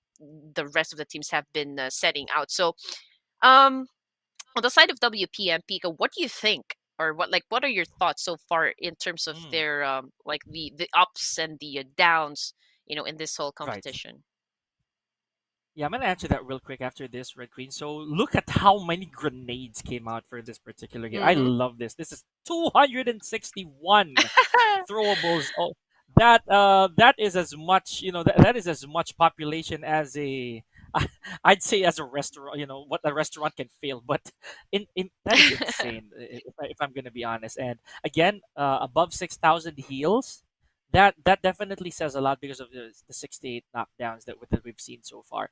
So yeah, if I'm gonna redirect my attention to the West Point Mambas, I think one factor, maybe just maybe, that got them that far as a pros, for pros, is that maybe they jot down the notes this time around, because I don't think Mm-hmm. they've been falling down, or they've been faltering as quickly as they used to. Remember that one game again, they were on the final circle, and should they have closed that out, that would have been good.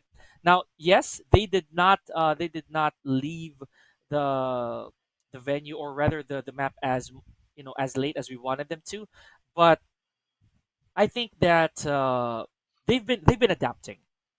If I'm gonna put it simply, but again, it's not like they're the only ones who will be. So Yes. I'm pretty sure the teams will also punch back. Now, this is what I found really interesting, because Agon no longer has competition, because Ruthless Aggressive Warriors definitely tied up here, Red Queen. Oh my goodness! And we thought that those three winner winner chicken dinners will make them stand towers above all these other teams. All right, guys. So, I mean, on your screens, we can see the top eight performing teams so far for match number 10. Okay, just like what Pika said, 73 points goes both for Agon and Ruthless Aggressive Warriors, and T2K with 60. And look at that, Yangon Galacticus with the 59. So that's just like a 1 point lead, coming Right? from the side of T2K. And then Stalwart Esports again. Doing a great job so far, winning their second dinner of the night, and putting up a total of 57 points so far. I think they need more aggression so far. They Hmm. need more push, but I think this is a good start, in reclaiming their position in this tournament, Pika. Speaking of reclaiming, I think that there's also a bit of hope for DRS Esports. They I think they climbed up one spot from where they were earlier, Red Queen. So slowly but surely, a bit of baby steps, but at the same time, you're gonna have to learn how to jump, so that you can go from the bottom up. I definitely would put my cards on DRS's progress, but not entirely all my faith just yet, because these Hmm. teams have been kicking it so far. Speaking of teams and players, don't forget to vote for your favorites. Just check the link in the comments and the description. That's how you can vote for them via the A1 Gaming Esports page. So I am so happy that we finally had a repeater for day number two, of week Yes. number two here, Red Queen, in the form of Stalwart Esports. Yes, we still want more action, of course, more adrenaline pumping fight so far in this PMCS. So, guys, I think we're gonna have a short break because we need to catch our breaths as well because of the Hmm. intense battle that we've witnessed, in the previous matches. So, guys, please don't go away. Continue to watch the PUBG Mobile Community Stars by Esports County. This is Red Queen Gaming and Pika Lozano. We'll be back after a short break.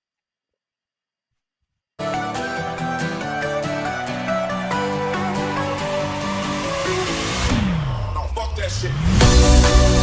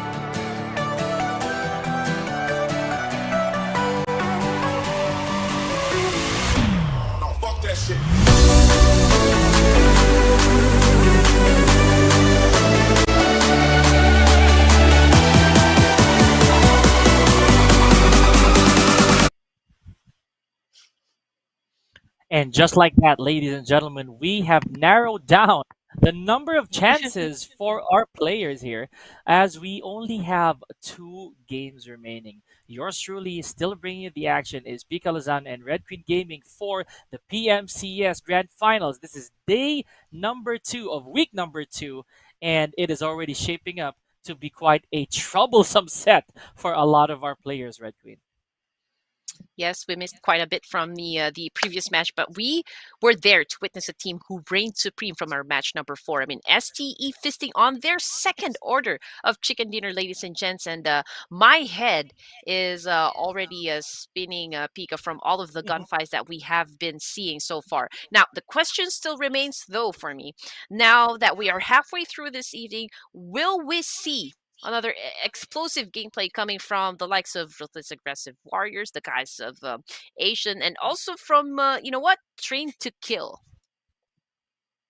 Right, and we're back to Miramar here, Red Queen. So this is once again no man's land, as we said earlier, as we mentioned. It is the land of the dry, but definitely not short on action. We've seen what it can do, and this is where Stalwart Esports actually, I believe, stamped themselves. If I'm not wrong with that, Yes, sir. their first victory. So this is this could be their territory so far, and though they might not have had the entire track record on their side for the past few days, or at least not convincingly, this could be a turning point for them as well. But standing in their way once again is Agon. They are part of this flight here, ladies and gentlemen. And speaking of flight, we're starting off from the bottom towards Los Higos. I mean, rather from Los Higos towards Torre Ahumada. Now, we know for a fact that northbound here for Miramar doesn't really give so much benefit in terms of loot,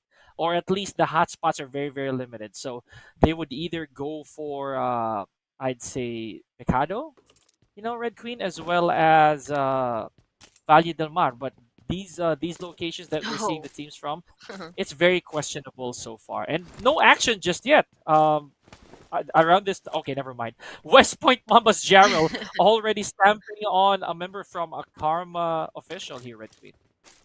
Right, and there's actually a lot of teams that dropped around Los Leones Pika. But you know what? Seeing the Mm-hmm. first circle so far, I think it's pretty hard on those teams that actually chose to drop around south east part of Miramar, because Yeah.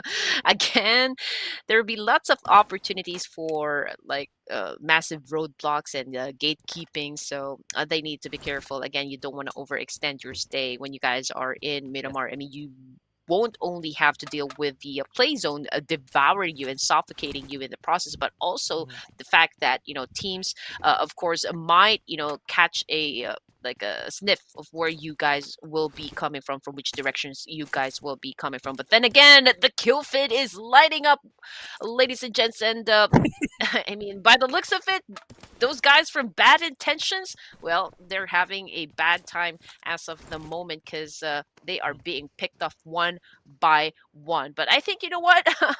They are still trying to counter, but I just don't feel that they have the the number advantage so far against their opponents. But West Point Mambas, here we go again, Pika. I mean, for now they have Mm. one elimination point under their belt. They still have a complete set of players, and right now Michi over here, climbing at the top of this mountain. Okay, trying to get a good Yeah. vantage point so far. I mean, that's the best thing to do, of course, when you guys are playing in Miramar, is you always need to have that good vantage point. And I think they might want to deal with the players of Karma. Right. And as you mentioned, this is already starting to be. Oh, I was about to say that it was starting to be a very perilous path for Bad Intentions, and I was about to say they only have one member left, but there they go. Already given bus money, so they're on their way back here, Red. So, not far behind, of course, is High Voltage. You see, What? we never. Oh my gosh. Okay, so the guys of Asian, here we go. Probably heard us speaking speaking about them earlier. Putting another kill to their name, another elimination to their name. But I believe they've already lost one member, Red Queen. Care of Edward, he has a grenade and frag right there, so good stuff. Now, this Wow. is this is also the A1 esports that we know here, Red Queen. Not afraid to take on gunfights. And look at this! Chasing down the guys of Asian is sinister. There's a reason he became a favorite, so let's see if he can continue this momentum off of this rooftop. So these two teams, Right. once again, Red Queen, close to each other. So these compounds for sure, keeping them apart a little bit. But I fear it's not gonna be for long anymore. Yeah, Sinister doing sinister things. But then again, he is at the top of this building over here, and pretty much it is surrounded by those mountain ranges, and pretty much there's also like a lot of squads that might take that opportunity to take him out as well. So I mean, if he is going to just get the intel on how to approach the guys of Asian in this altercation, I think it's best to do that not from the top of that building over there. Might as well just find another angle that works best for you, but certainly not that spot. But anyway, ooh, Karma, here we go. The battle that we have been waiting for. West Point Mambas All right. against Karma officials. Okay, there's Hey. some of the players now being picked off as well, but we just don't know if it's coming from West Point or if it's from the Karma side. But there is one player though, that much I can say, that's currently knocked Mm, down from the side of West Point Mambas. But then again, TGOA trying to assess the situation, trying to gauge the fact if it is already safe to actually crash this players coming from A1 Esports. But I don't think they have enough information though, Pika, as to where these guys are oh, exactly located. oh my goodness. Okay, just like that, Red. As you were speaking, a couple members from West Point Mambas already taken out of the equation. One definitely underrated. I think that's Emma's, and that same goes for No. Gerald. Now they were off to a Wow. very good start here, Red Queen, but now Migs Oh has to hold the fort. no. Oh, never mind. Four of a kind for West Point Mambas, and they are out of here, Red Queen. Good effort, but bad execution, Mhm. sadly, with two frags to their names before they exited. Now, oh man, I was really speaking in angelic tongues off of the Mambas right there, but man, okay, that was again. I have to give him a little bit of credit for holding on to them. But right Right. now, Red Queen, we have A1 and High Voltage, as well as Karma rather, all holding on for dear life with 50-50 ratio of manpower compared to the rest of these teams who are playing it steady. This is the usual equation we read when they enter game number Boom! 5 of any day, or match number 5 of any day. These teams, they know when to enter. They start playing off slow and passive, just like any ranked game that we know, and they Right. allow these other members to engage as much as they can and just go in for those Yes. finishing touches. So let's see if this. Oh, wow! Look at Uh-oh. this! Uh-oh. Look at this Uh-oh. vantage Uh-oh. point from one play Sama. He's gonna take out Hey! Tokusaurus off of this car. Oh my goodness! Red Queen, is he gonna go for it? Tokusaurus in big trouble. I think it's just like too far, for Bond Yeah. plays Sama over here to take down a Takosaurus from that UAC. But you know what? Getting back to what happened between Agon and WPM, with Migs being the final player to go out of the game. But wait a minute. Okay. Okay, let me just get through this first. Hitman with a spray down against against the Kais of Asian. Unfortunately, he goes down as Shoot. well because of the play zone. Now, Sinister is the only player remaining, but you know what? Sinister did a perfect job eliminating all of the players coming from the Guys of Asian, and now he is going for that quick revive. Okay, we still got one more player. Okay, make that 2 more players coming from the side of TGOA. Now, Edward is still bleeding out there in the open. We're not really sure if he's already being picked up by his teammate over here, but here comes the attack coming from A1 Esports. With the drop shot and an Uzi kill. Oh my goodness, TGOA emerging victorious from that engagement. I Wow. repeat, A1 Esports is already out of the game. My goodness. Okay, talk about survival instincts. This is why we really put them on a pedestal for so many times here, Red Queen. That's why TGOA is also as dangerous as they come. Now look at this. The entire squad, or rather what remains of TGOA, still out there, bunking up in that compound. Now we have Agon setting their sights. They know that TGOA is out. TGOA is really they're still ready to go. They are more than capable of surviving this. And with only, I believe, stage 2 rather, this is not yet really that painful for these players of Agon to withstand this the lack of air that's being denied from them. That was Yes. wonderful, and the fact that exchange was really too intense. I think that was the action we've been waiting for from the guys of Asian here now, right? But don't look now. We have Genesis Esports with 2 members remaining. Now we saw how West Carry made really questionable choices, at least for the past few games. But this right here could be the redemption arc that we're looking for Genesis Esports. I Perhaps. believe he has Master Itchy up top. Let's see if he's gonna go for the pickup, because Zai and Master Smile has already left them to do the hard lifting. Yes. Okay, so wait a minute. I would love Okay. to go back to what I was saying about WPM just a while ago. So before he was taken out, back to the lobby, Migs was able to actually shut down one player coming from Agon Esports. It's just so unfortunate Right. because he was actually trying to go up that mountain, but unfortunately he slipped. And kind of lost his balance, and there was no way for him to counter Yeah. the attack when one of the players coming from Agon Esports was already pushing and moving in for the kill to save his fallen comrade. So I guess that's where everything started to fall down like dominoes. But here we go. Yangon Galacticus now up against the Karma official, and we also can see players coming from High Voltage as well. They are going up against the wow. CMF, if I read that right. So I mean, there's a lot of fights happening all at the same time. But there you go. Edward goes down now. CMF, Nice. ay ay ay ay ay, goes down in the hands of Rogue, and we can see another altercation happening coming from Yangon Galacticus and Karma. Cute Loki again with another elimination point under his Okay. name. Oh my god, this is an unstoppable player coming from Yangon Galacticus. There's a reason why he is one of those players who appear a lot on our kill feed, and as well as the MVP. Now, okay, good stuff from Good Loki, Cute Loki rather, that he puts his team on the scoreboard just then and there. Now, I would say that Cute Loki, he's really hot and cold every now and then, Red Queen, because whenever he gets his hands on a good gun and finds himself at a very good spot, he can definitely start putting those elimination points or that skill to work. And I'm impressed. I'm impressed. So we've seen Yangon Galacticus make insane plays, crazy good decisions, Oh yeah. at least towards the end of any game. But let's see how such a stacked roster so far, such a stacked lobby we have in stage number 2, still with 12 strong teams right here. Karma and TGOA, however, down to their last players each.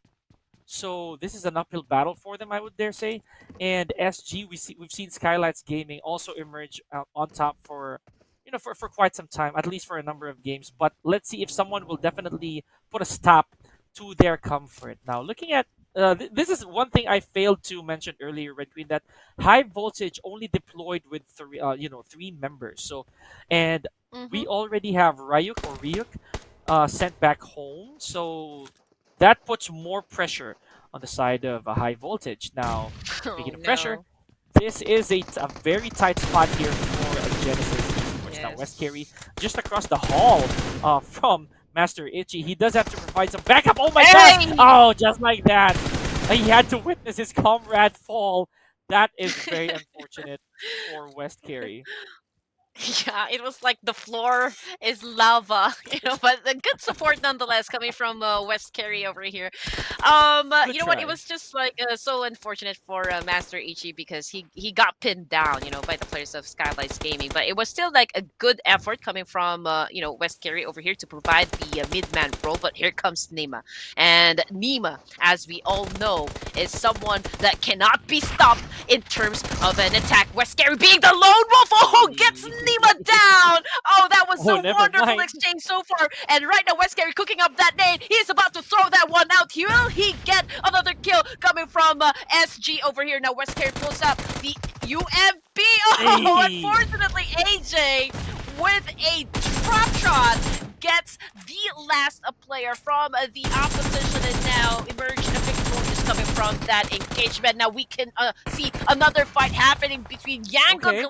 Yangon Galacticus now this time up against Raging Bulls. Now Romeo again with that throw trying to get Murtaza down. Oh, was able to inflict some damage. Now Murtaza Okay. with a very low Hey. HP and there you go. Cute Loki seals the deal with another nade. Elimination point so far. RGS out of the game. This is what we were talking about earlier, Red Queen. Raging Bulls always start off strong, giving us a lot of engagements, a lot of action.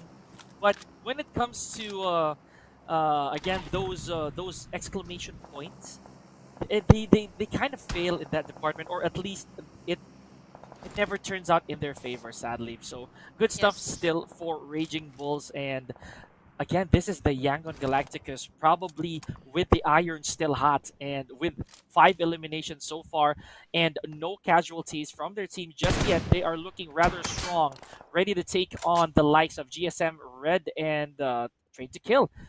Very healthy, very equipped, so they could literally weather down the storm. Let's see how this Hmm. circle is going to turn out because the power grid is. It looks like it's home to a lot of these players so far. There's a huge road in between them now. With only 10 teams Whoa. remaining, Whoa. they could enter a crossfire right here, Red Queen, and then whoever manages to secure that high ground over there, I think it belongs so far to high voltage and may be contested by CMF later on. Let's see who gets that advantage, who gets that vantage point perk amongst these teams, and I cannot wait to see how this pans out. Okay, this is actually a tough circle, Pia. Now we got the guys of Asian being eliminated There as it well. is. Okay, so Yeah. there is a prime compound right there in the middle, which T2K is trying to get a hold of, and there are also like sets of like mountain ranges onto the left side and onto the right side. So I cannot really say which is like the best position so far for your team to get those elimination points, but then again, you know what, in Miramar it's always the higher ground position that does well so far, for Mhm. a team. And I think, the compound is like pretty much exposed and it leaves you open to a lot of angles. So you know what, I can say, I mean, just for me, it is still best to take the higher ground position, because that will give you a very good vantage point. That will give you enough advantage, because you can almost get all of the intel so far. But Skylightz Gaming right now is having, Hey, like an engagement with Red Esports. AJ finds himself knocked down. Same with Clay Sama. Now Mr. Boro going in for the hey, oh clutch, no! but Wade says no. Oh man. Skylightz Gaming has now been eliminated from our game number 5. They are not soaring for this game, Red Queen, sadly. Okay, so we've seen very... Okay, you know what? They exited with pride, I'll say so. Skylightz Gaming has been giving us a lot of memorable moments and really, really commendable plays, Red Queen. So Uh-oh. I like that. I really like that for Skylightz. But let's talk about so far the bigger lions right here in the jungle, or rather in the grassland of of Miramar. You know, this is Mernat. We've seen him earlier, just really teeing off when it comes to these eliminations, as well as these damages inflicted. Now, oh my gosh, was that a backstab? Mm-hmm. It was. Oh. Oh my goodness, Rogue has snipped his location. Oh my goodness. Okay, so that was very unfortunate for Mernat. Boy, all that effort, all those wall bangs, Oh! all that attempt to break through that obstruction just really went to waste. Care of a high voltage. Now, YG here, Red Queen, down to their last couple members with Cute Loki and Right. Romeo Boy, still trying to hold themselves together, trying to stay as stable as possible, but surrounded by the members, by the entirety of Train to Kill. This is not the position you want to be in if you're Romeo Boy. Okay, so T2K with another time that Yes. they have a complete set of players, Pika, but we cannot disregard the fact about Young God Galacticus. I mean, they already have like 8 elimination points so far. Now, Doki exposes himself against Romeo Boy. Oh! Romeo goes in for a massive spray down, gives damage to Doki. I don't know where the other players coming from T2K. I mean, they're not seeing this one. Now, Doki might be sent back to the lobby no. as well, but Romeo Boy needs to do a quick kill before XMPL finds him in this position. But so far, Romeo Boy wants to get the job Nice. done, getting those elimination points as well. Let's see if he can actually dominate this one. But he is definitely heading towards Cute Loki over here. I mean, man, I need your firepower. I need your help. But so far, there's another squad that might he's join dipping into in. the party. HVTC Arrow on top of this mountain over here, getting all of those intels as well, but failed to actually take anyone down from YG. Oh no. Why? Oh my goodness. I think he got discouraged because of the bullet travel time there. It really wasn't connecting as much as he would want to, but at least he knew that he scored a bit of damage out of that one. So again, the ceiling of the deal here belongs to Romeo Boy. I believe that he really was resilient enough to resuscitate Cute Loki right then and there. So beautiful stuff. They are still in this, Red Queen, with 6 teams remaining, 14 players in the battlefield. This could still be one heck of a game for us to call, because HV High Voltage, despite the odds stacked up against them, that high ground position, that high ground advantage really proved useful in terms of survival and perhaps damage. So here we go. Train to Kill, still like a pack of jackals. They are around this desert. They are scattered, ready to go in for fresh meat. Oh, look at this. XMPL is the... Oh, wow. I was going to say that I thought they were still complete, but wow, that's what happened. XMPL is the last man standing for Train to Kill. Oh, my goodness, no. Red Queen. No, Oh, CMF man. taking out Red Esports. Oh, no. YG is out of there, Red Queen. Man. Good stuff with 11 Yeah. eliminations. Courtesy of high voltage domination. True, but then again, you know what? With the number of elimination points so far that was actually put up by Young God Galacticus, that was not at all a bad performance, from the team. I think so far they are now showing their true form in this competition. I mean, they are slowly building up their momentum so far, Pika, and would love to see more, of course. Now, we are down to just 4 teams and 9 players remaining in stage number 5 Oh, inside man. Winner. man. Again, this is the second to the last game before we end our night, ladies and gents. And we got Aero over here coming from HV. Oh, targeting XMPL. Okay, XMPL. Oh, that okay. was a long drop. That was a long drop. And I am kind of surprised that he actually He's survived alive. that. Okay, here we go. That man is one sneeze away from being eliminated here, Red Queen. Oh, Oh, no. there it was. Arrow. Arrow went for the chase, and that's it, ladies and gentlemen. Trained to kill with all their prowess.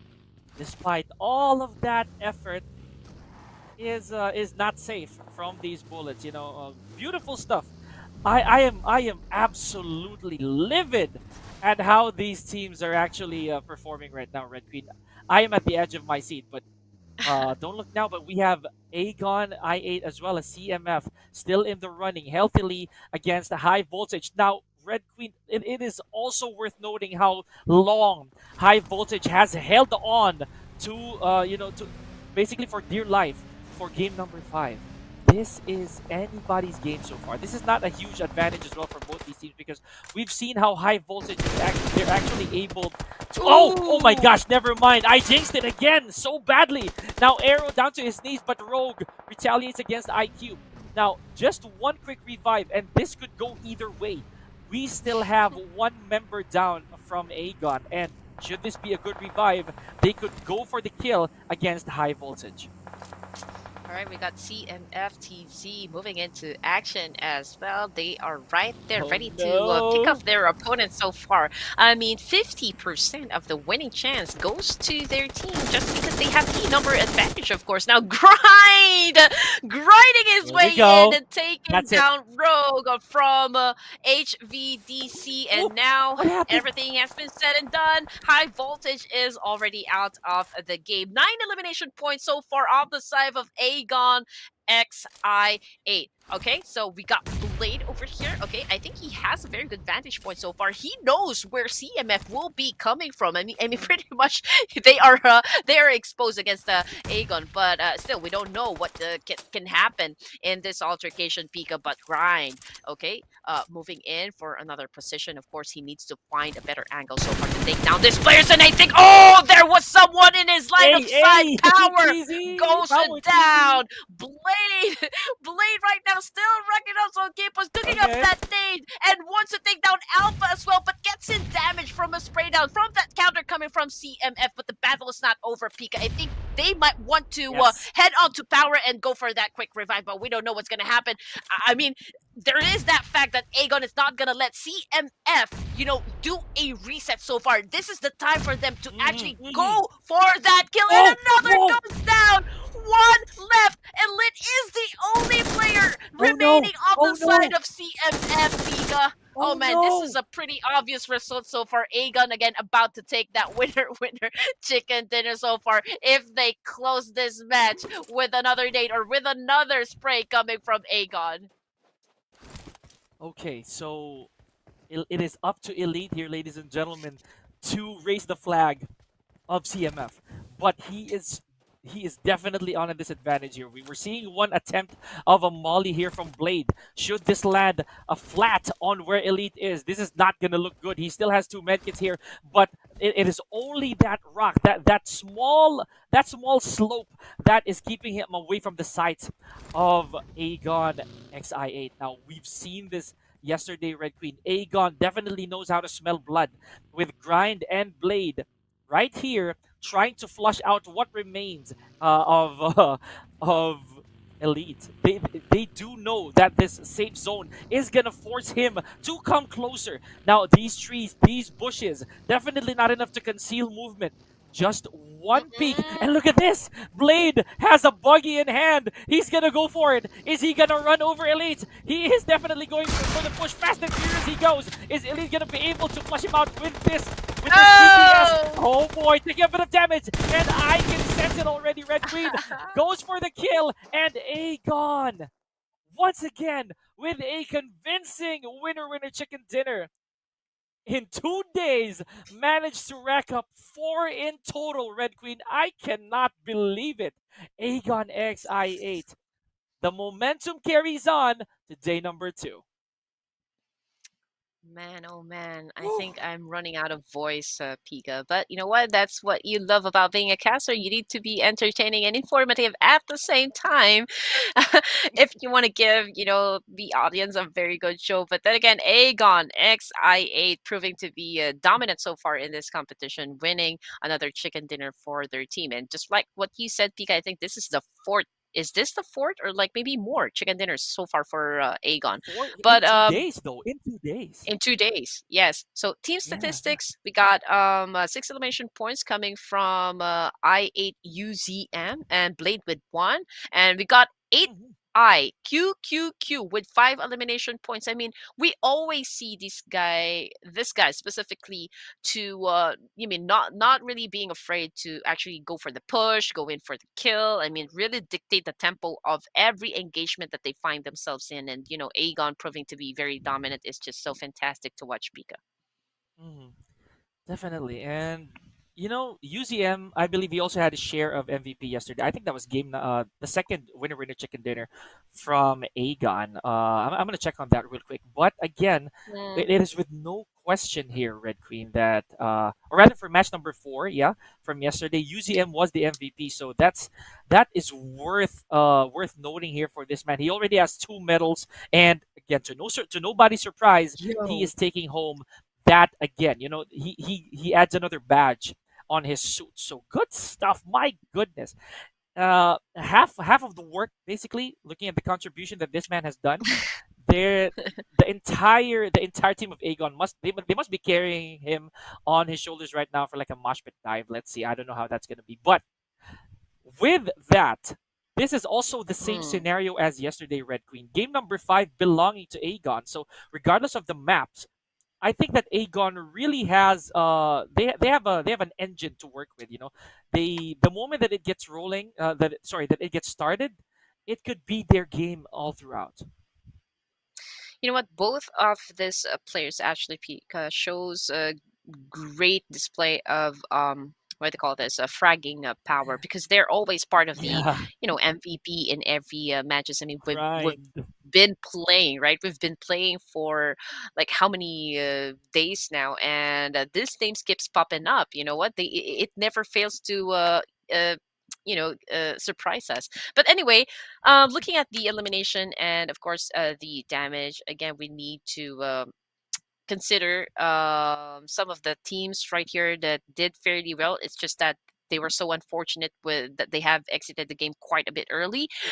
There's Yangon Galacticos, Pika, 11 points in total, or 11 elimination points. Although they did not get the winner with the chicken dinner, I can pretty much say that there's like a huge improvement in terms of like picking their rotations, picking their positions as Hmm. well. And right now it is clearly showing, like what I've said a while ago. I think they are already showing us their true form so far in this competition. Unbelievable. As I said, so Red Queen, we've seen a bunch of other teams prior to game number 5, right? And we've had a repeat as well of Chicken Dinners from Stalwart Esports, but that's not to say that Agon I8 will slow down at all. I think they have carried that mindset from yesterday to today, and knowing how this entire team, they've definitely taken down notes. I mean, from that flush out of Elite, you can already tell that they have their plans sorted out. Now, looking at how many heals we've seen again, Red Queen, out of the 60 knockouts or knockdowns from these players, we Yeah. know that it became really close. There were a lot of instances where in some of these players could have been eliminated right away but didn't. So I like this. I like what I'm seeing, but Mafia Ninja with an insane amount of distance to cover for one elimination. That's also one statistic that we'd like to imply. Now, we had Wow. to say it, or at least I had to say it. The matches, or rather the gap between these teams, just became bigger. Care of Agon I8. Yeah, I mean, they're really cracking it up with 95 points so far. I mean, this is probably their their best day so far in this tournament. Yangon Galacticos coming in at second place, but they are still tied up with the Ruthless Aggressive Warriors. And you know what? For the side of Raw, I feel like they have been quiet, from the game number one up until now. But I Mm. think it's like one small step at the time. I mean, they're not so big in terms of getting those elimination points, but you know what? I think they're doing just enough to keep them, at least at the top five for this day, which is Mhm. not bad at all. T2K coming in at fourth place with 66 and 57. Stalwart Esports is still part of the like the top half so far for match number 11, which Yeah. is absolutely impressive. Yes, they've been doing what they needed to do, Red Queen, and I'll say that those two chicken dinners will serve them well, for day number two. I know for a fact that even if pretend they don't get the last map anymore, they have done enough work for the day. Now, speaking of work, these teams have definitely put their shoulders and backs into their attempts to get these precious points. So if you think that they deserve it, as well as these players who have turned up for all our games so far, not just today but also yesterday for week number two. Please do not hold back and vote for them up until June 24th at 12 a.m. IST. All you gotta do is check out the pinned comment and the description to cast your votes under A1 Gaming Community. So, Red Queen, oh my gosh, yes, I am about to lose my voice just then and there because that's some showing. And that's Agon I8 again we're talking about. I cannot slow down for this Yes. team. And I told you yesterday I am done, but they are not. So whew, Definitely not. crazy. But again, if you want to vote for your favorite caster, all you need to do is just go to our Facebook page, yes, and give us a thumbs up and a follow as well. No, just kidding. Just you can show some love and support, of course, to Red Queen and of course Pika Lozano, because you know what, we always try our best to give you guys a very good show, and all of the teams have been performing so well. They are not disappointing so far. So they are also putting up, a very good show so far for each and every one of us. But then again, you know what? Let us take a short break, ladies and gents. We will be One more. catching our breaths and maybe hydrate from all of the intense action so far. So don't go Mhm. away. We'll be back after a short break.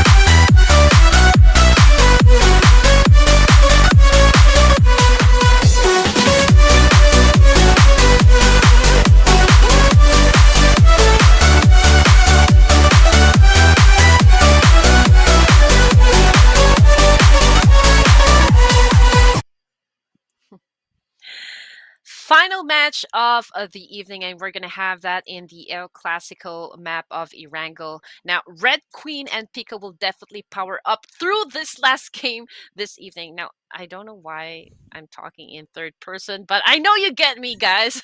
Hope you guys are ready though for the last rock and roll this evening, because I feel like these teams are gonna hit hard in Erangel. Now, Pika, a while ago, I asked you about the kind of gameplay coming from the West Point Mambas. And in case you guys don't know, WPM or the West Point Mambas is the only team that comes from the Philippines. Now, we all know they can clutch. We all know they have this big potential so far to really go for those numbers, right? But there is a bit of, Mhm. inconsistencies in their strategy. So, what do you think these guys are doing wrong in the game? I also want to point out what they're doing right as well. I think that they're also allowing some of these teams to duke it out before they enter the fray, right, Green? So I think that's both a good and a bad thing, because sometimes, especially when you're on a deficit, you might want to push for the skies a little bit more. And sadly, though, I don't think we're seeing the Mambas here. But if we're still gonna make some remarks, should we see them?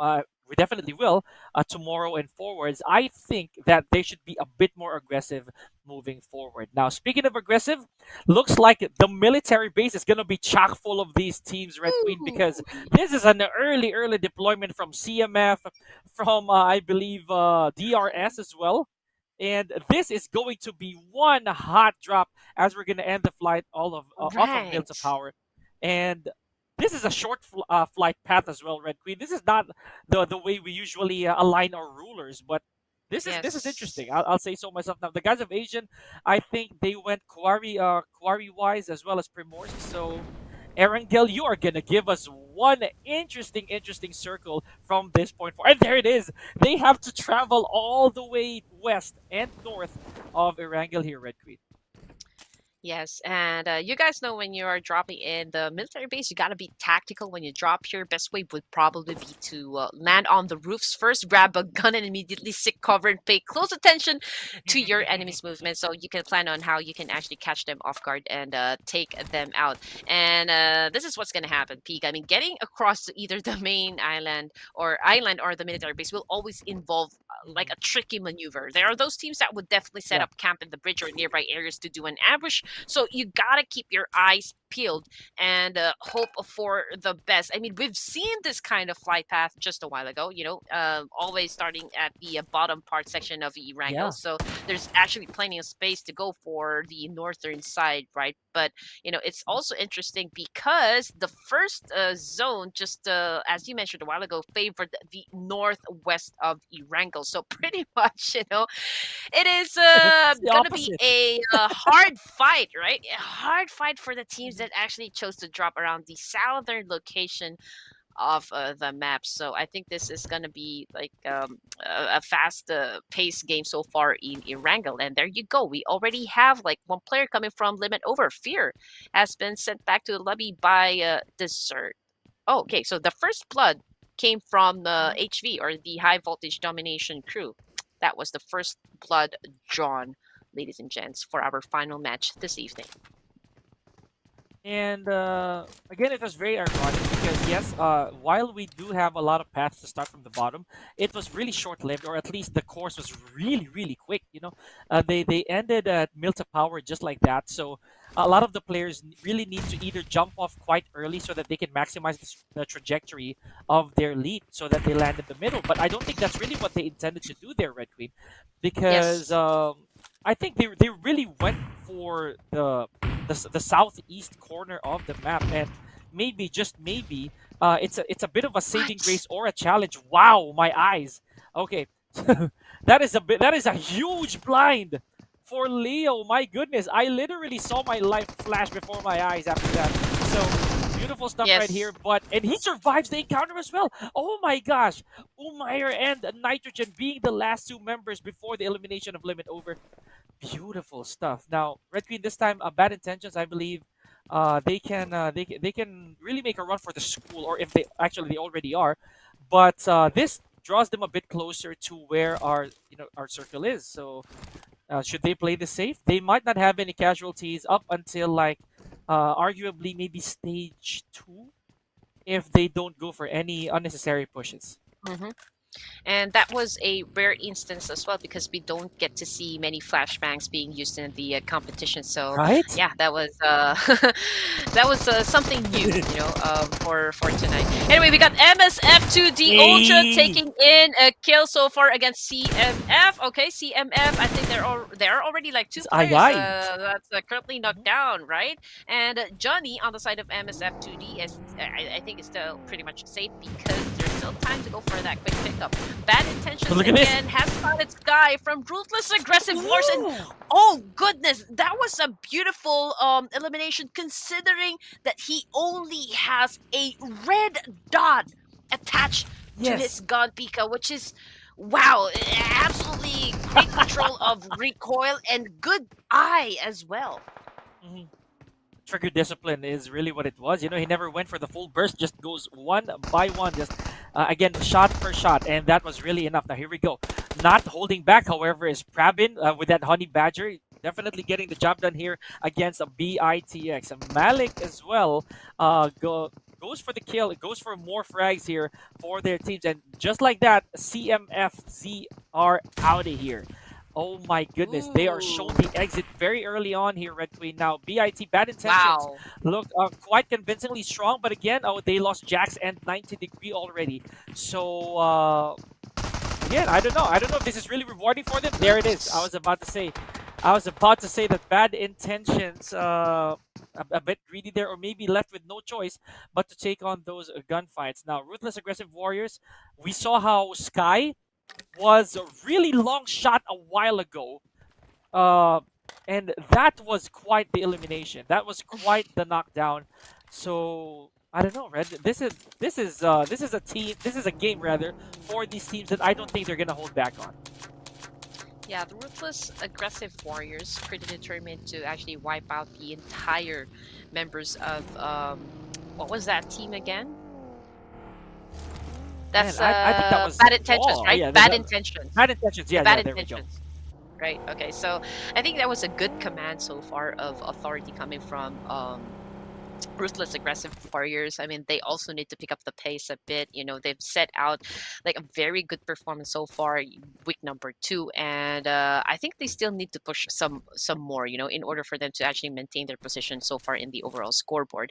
And now we're looking at a DRS. Okay, we still got all of them. You know, we still have a complete Mm, set of players so far. I mean, this is just the first stage right now inside Erangel, but you know, still, we need to at least acknowledge the fact that we already have like 3 teams out of this game: Limit Over, Bad so Intentions, and early. CMFZ, with no elimination points whatsoever, apart from Bad Intentions. Okay, so they only have like 1 so far, right? And right now we got DRS, and they are pillaging around the Milda. Of course, they still need to complete all of their attachments so far. They still need to complete their equipment. Of course, that is the best way to go for like any engagements in this game, is to go in prepared. Okay, I think you know the kill feed again.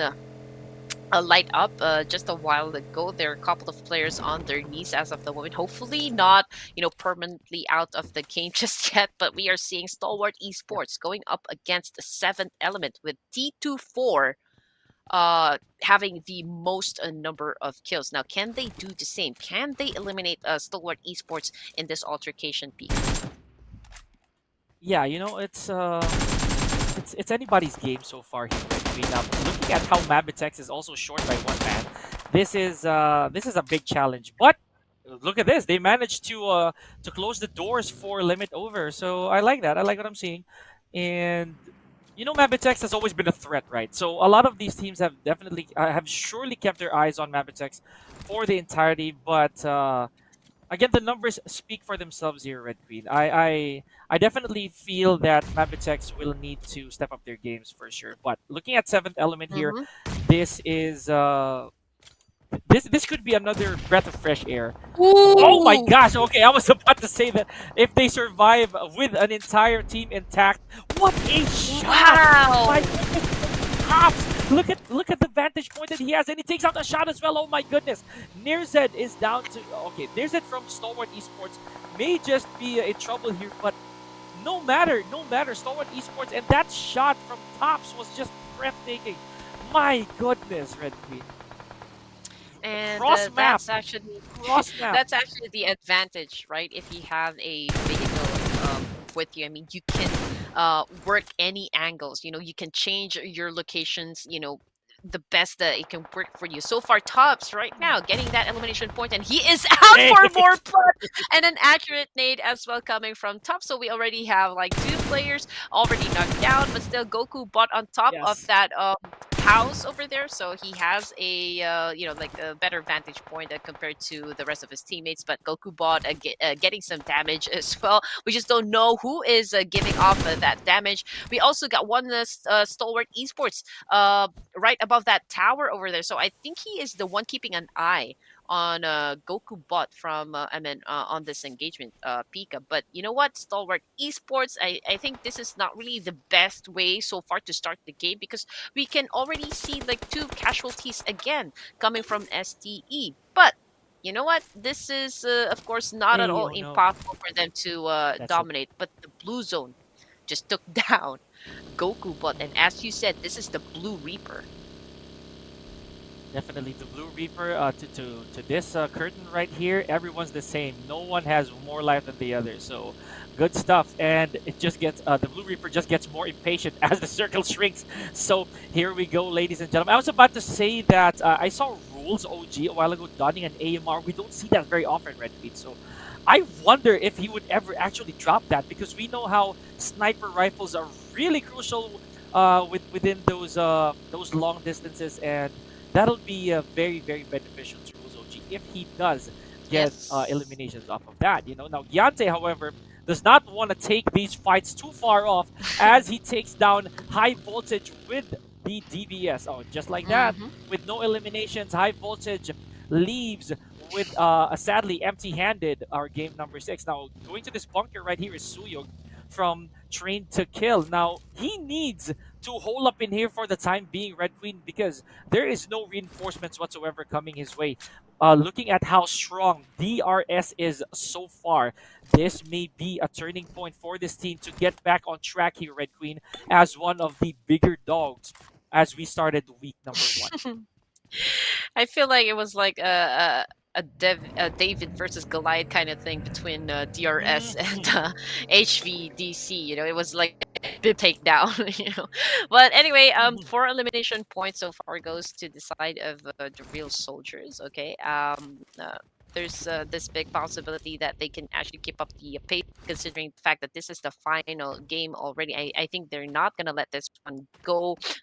They need to be able to actually rack up at least a two-digit score, you know, for this final match to at least improve their overall stats. Because I still can confidently say that Karma is still, you know, the top spot so far in the overall scoreboards, and I Yeah. think we will be able to see everything so far, you know, in terms of their game scores tomorrow as we go through our.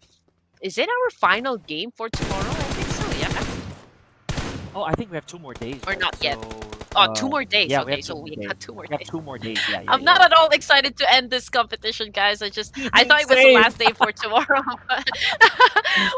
But anyway, this is the final match There, though for there it this is. evening. And coming off of the kill feed is the guys of Asian falling down on the hands of well, was that DRS again? DRS, yeah.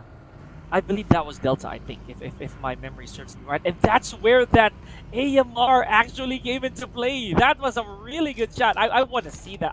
I'm so disappointed that I did not get to see that shot at all. But beautiful stuff coming here Dang! from MABATEX Esports as well. They're still pretty healthy. Oh, never mind. Leo knocked down finally here by Godless, care of IHC. That M416 again still coming into play now. Hitman sealing the deal against Zero. That's it for a high voltage. Yeah, if I saw that right, it definitely is high voltage. With the rest of A1 still intact here, Sketch got to heal himself a little bit. Now holding this house will prove useful, Red Queen, as they draw in some of the opposition. They just have to weather out a little bit of these other teams who are getting it on out there. You know, for lack of a better term, they're out for blood, as we always say it. So let's see if patience or the chicken dinner will be the goal here. Because look at how MSX is, as well as Raw. You know, they have 4 kills apiece, but at hardly any cost. But DRS, yes, they have 7 frags, but definitely down on manpower.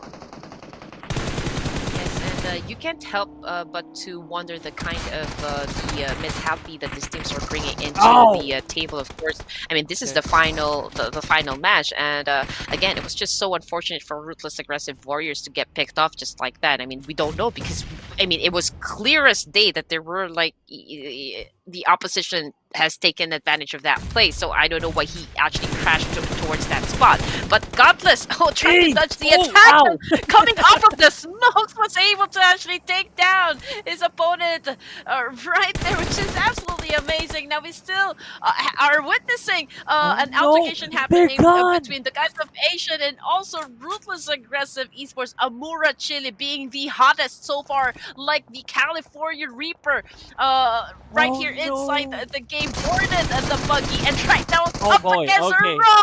But unfortunately, you know, it was just like too much firepower for just one person, and well, Yeah. the guys of Asian has now left the game, ladies and gents, and we are left with just 16 players remaining. And just like I said, you Okay. know what? These teams are definitely gonna hit hard here in Iranka, considering that this is the final match. Everyone wants to make Ow! up for the Snap! lost points, and we are seeing a lot of trade-offs happening left and right.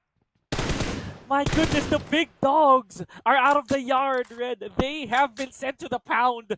Look at Train to Kill. Look at Train to Kill has 1, but DRS Ruthless Aggressive Warriors limit over MABATEX, the guise of Asians. These usual suspects, as we always call them, the names that have always weathered out the storm or have always withstood the challenges of survival, they are gone. And we are left with, again, Stalwart Esports with 2 members remaining but having the most frags to take on IHC with a complete roster as well as MSX and NB Esports rather, Red Queen with no eliminations. But again, they are holding their fort quite powerfully here.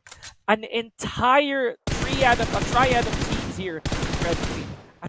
Basically, Yes. this trinity just might allow Stalwart Esports and Train to Kill to first duke it out before Yes. they go on a standoff. My goodness. Right, and you know what? For the side of NB, they have been consistent so far in taking in positions. I mean, I always see them towards the last few Yes. zones of the game. It's just that I think it's the problem is for NB is the fact that they cannot really put up a high number of elimination points so far. But when it comes to position and placement, I don't think they have a Survival, problem yeah. with that one. Right. 5 teams and 15 players remaining. Fourth phase of the circle, ladies and gents. And again, we still have MSX, IHD, and NB with a complete set Oh, no. of players. It's a different story though for SDE, but here comes the attack coming That's from it. Action, and Oh my he gets gosh. down, or he gets shut down by a DPS, and now it is all up to Tubbs right here coming from SDE to save his fallen comrade, or like maybe finish the job right here up against MSF2D, but Falcon slowly going for a quick rotation so far to take down Oh no. Tubbs, you know, from up above. I don't know what's about to happen, but I don't think he has the firepower. But you know what? Let's see what happens. Oh my gosh, Top's literally holding on for dear life here. I'm pretty sure he is writing that note down because Action definitely, I know he's in his ear. Oh! Get on out of here, my guy. You gotta survive for us. But there it is. Johnny just stamping on the that final elimination for, oh my goodness. Okay. I'm gonna calm myself down a little bit here, Red Queen, because we are down to our last 4 teams and Train to Kill with one last member to try and defend the name up against NB Esports. As you mentioned, the gods of positioning, the gods of patience, and they are playing this really, really slowly. Still, look at what's happening right here. IHC out for the kill, but it doesn't mean that NB Esports cannot close this out. Even without eliminations here, they're just waiting patiently. Ambush predators like crocodiles, Red. They're waiting for that perfect Right. opportunity to strike and supposedly close game number 6 for their first winner chicken dinner. You know what? On the side of T2K, Pika, he doesn't need to do anything just yet. I mean, he should Yes. just let these players, you know what, battle it out with one another. You know, he just needs to wait patiently before he gets into the fight, considering that he is the lone wolf, you know, for T2K. Now, you know, Yeah. coming from the side of IHC, pretty much they are scattered Hey! around the map, but one Alex! falls down, and that is Alex. Oh my goodness. And now, just like that, God. Envy now has the biggest chance so far to win this game, but Suyog getting a multiple shots coming from Goblins and Yo! successfully taking him out of the game completely.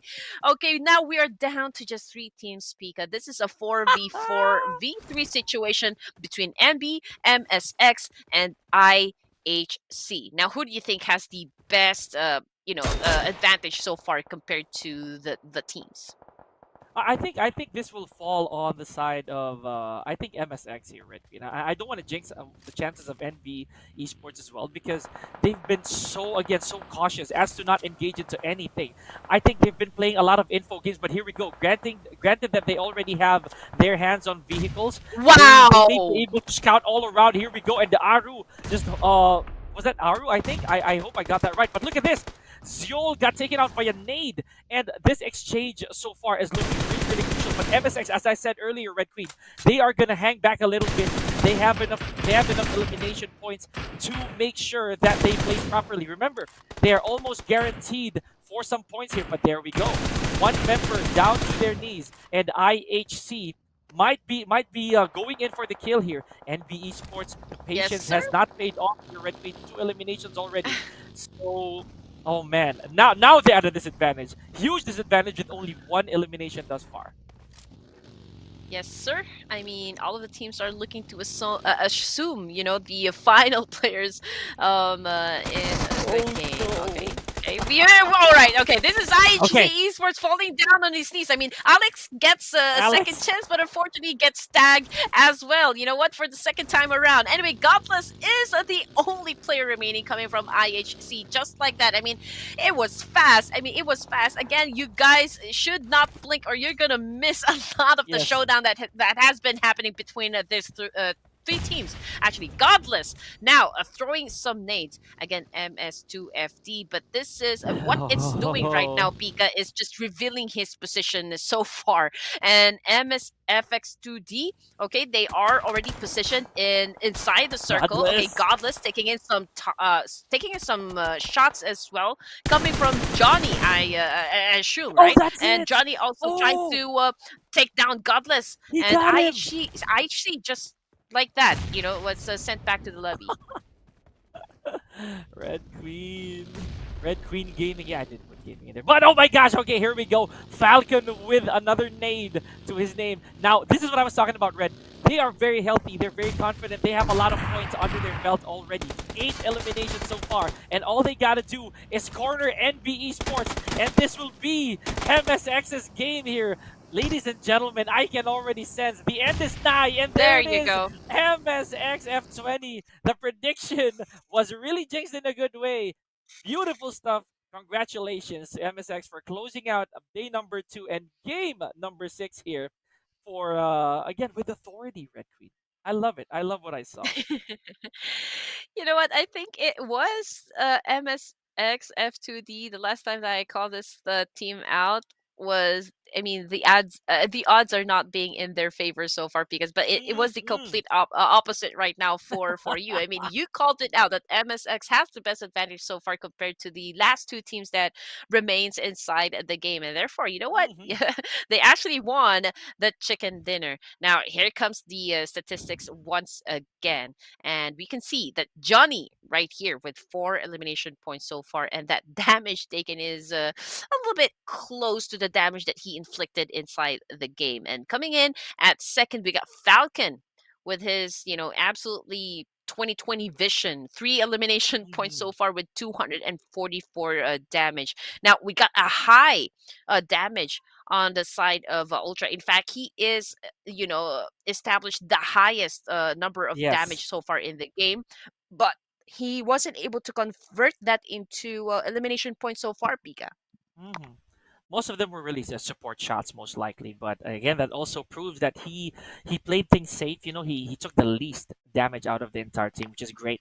Yeah, it means that he really held up properly, made sure that he didn't fall into enemy sights. And yes, they did run the distance here, Red Queen. So congratulations. And this is what we're talking about, right? So now with Johnny being the man of the hour for MSX, I would say that it doesn't really matter how much damage at this point you have dealt towards the opponents, because look at the towering amount of damage that Godless has inflicted amongst everybody, yet only 3 eliminations. But at the end of the day, it's whoever gets served the silver platter of the winner chicken dinner, and at this point it's really Johnny. So count how many fours that is, Red Queen, but that's a lot of contribution.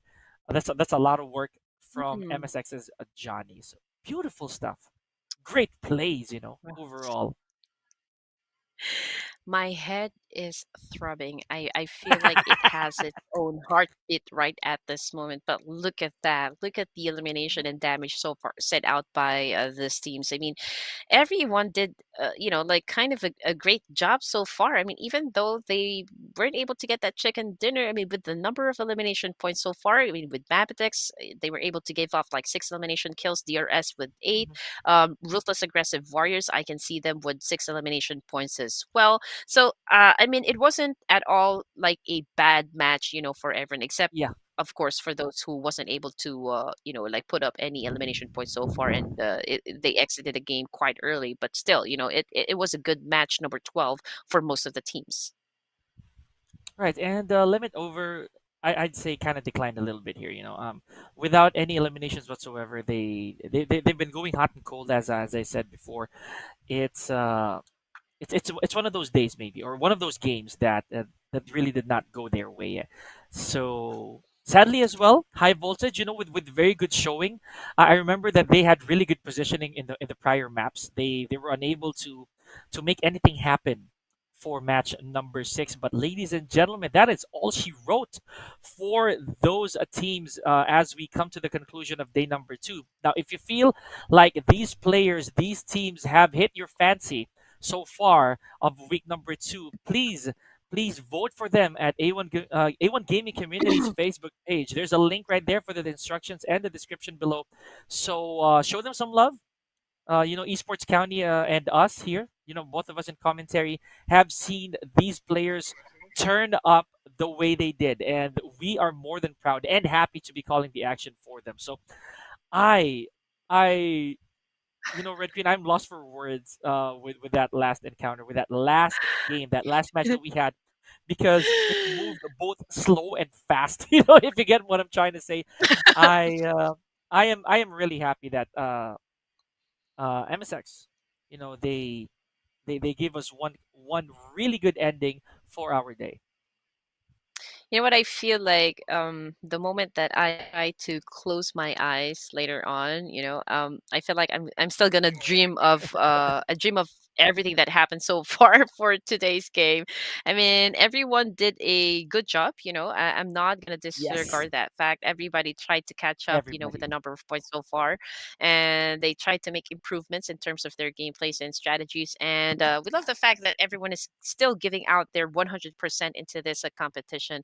There are those teams, of course, that's playing only for the experience right now, considering that they are part of the bottom half section. But there are those teams who is doing their best to still have that fighting chance to grab the top spot in this competition. And like what we've said earlier, we still got 2 more days, Pika, for the mobile community stars. So you know what? That is it for me. But do you have any last remarks, before we end the show?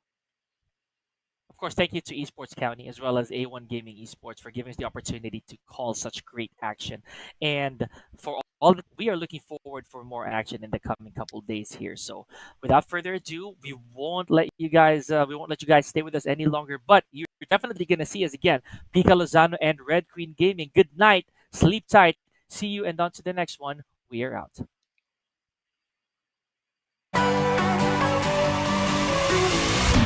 No, fuck that shit.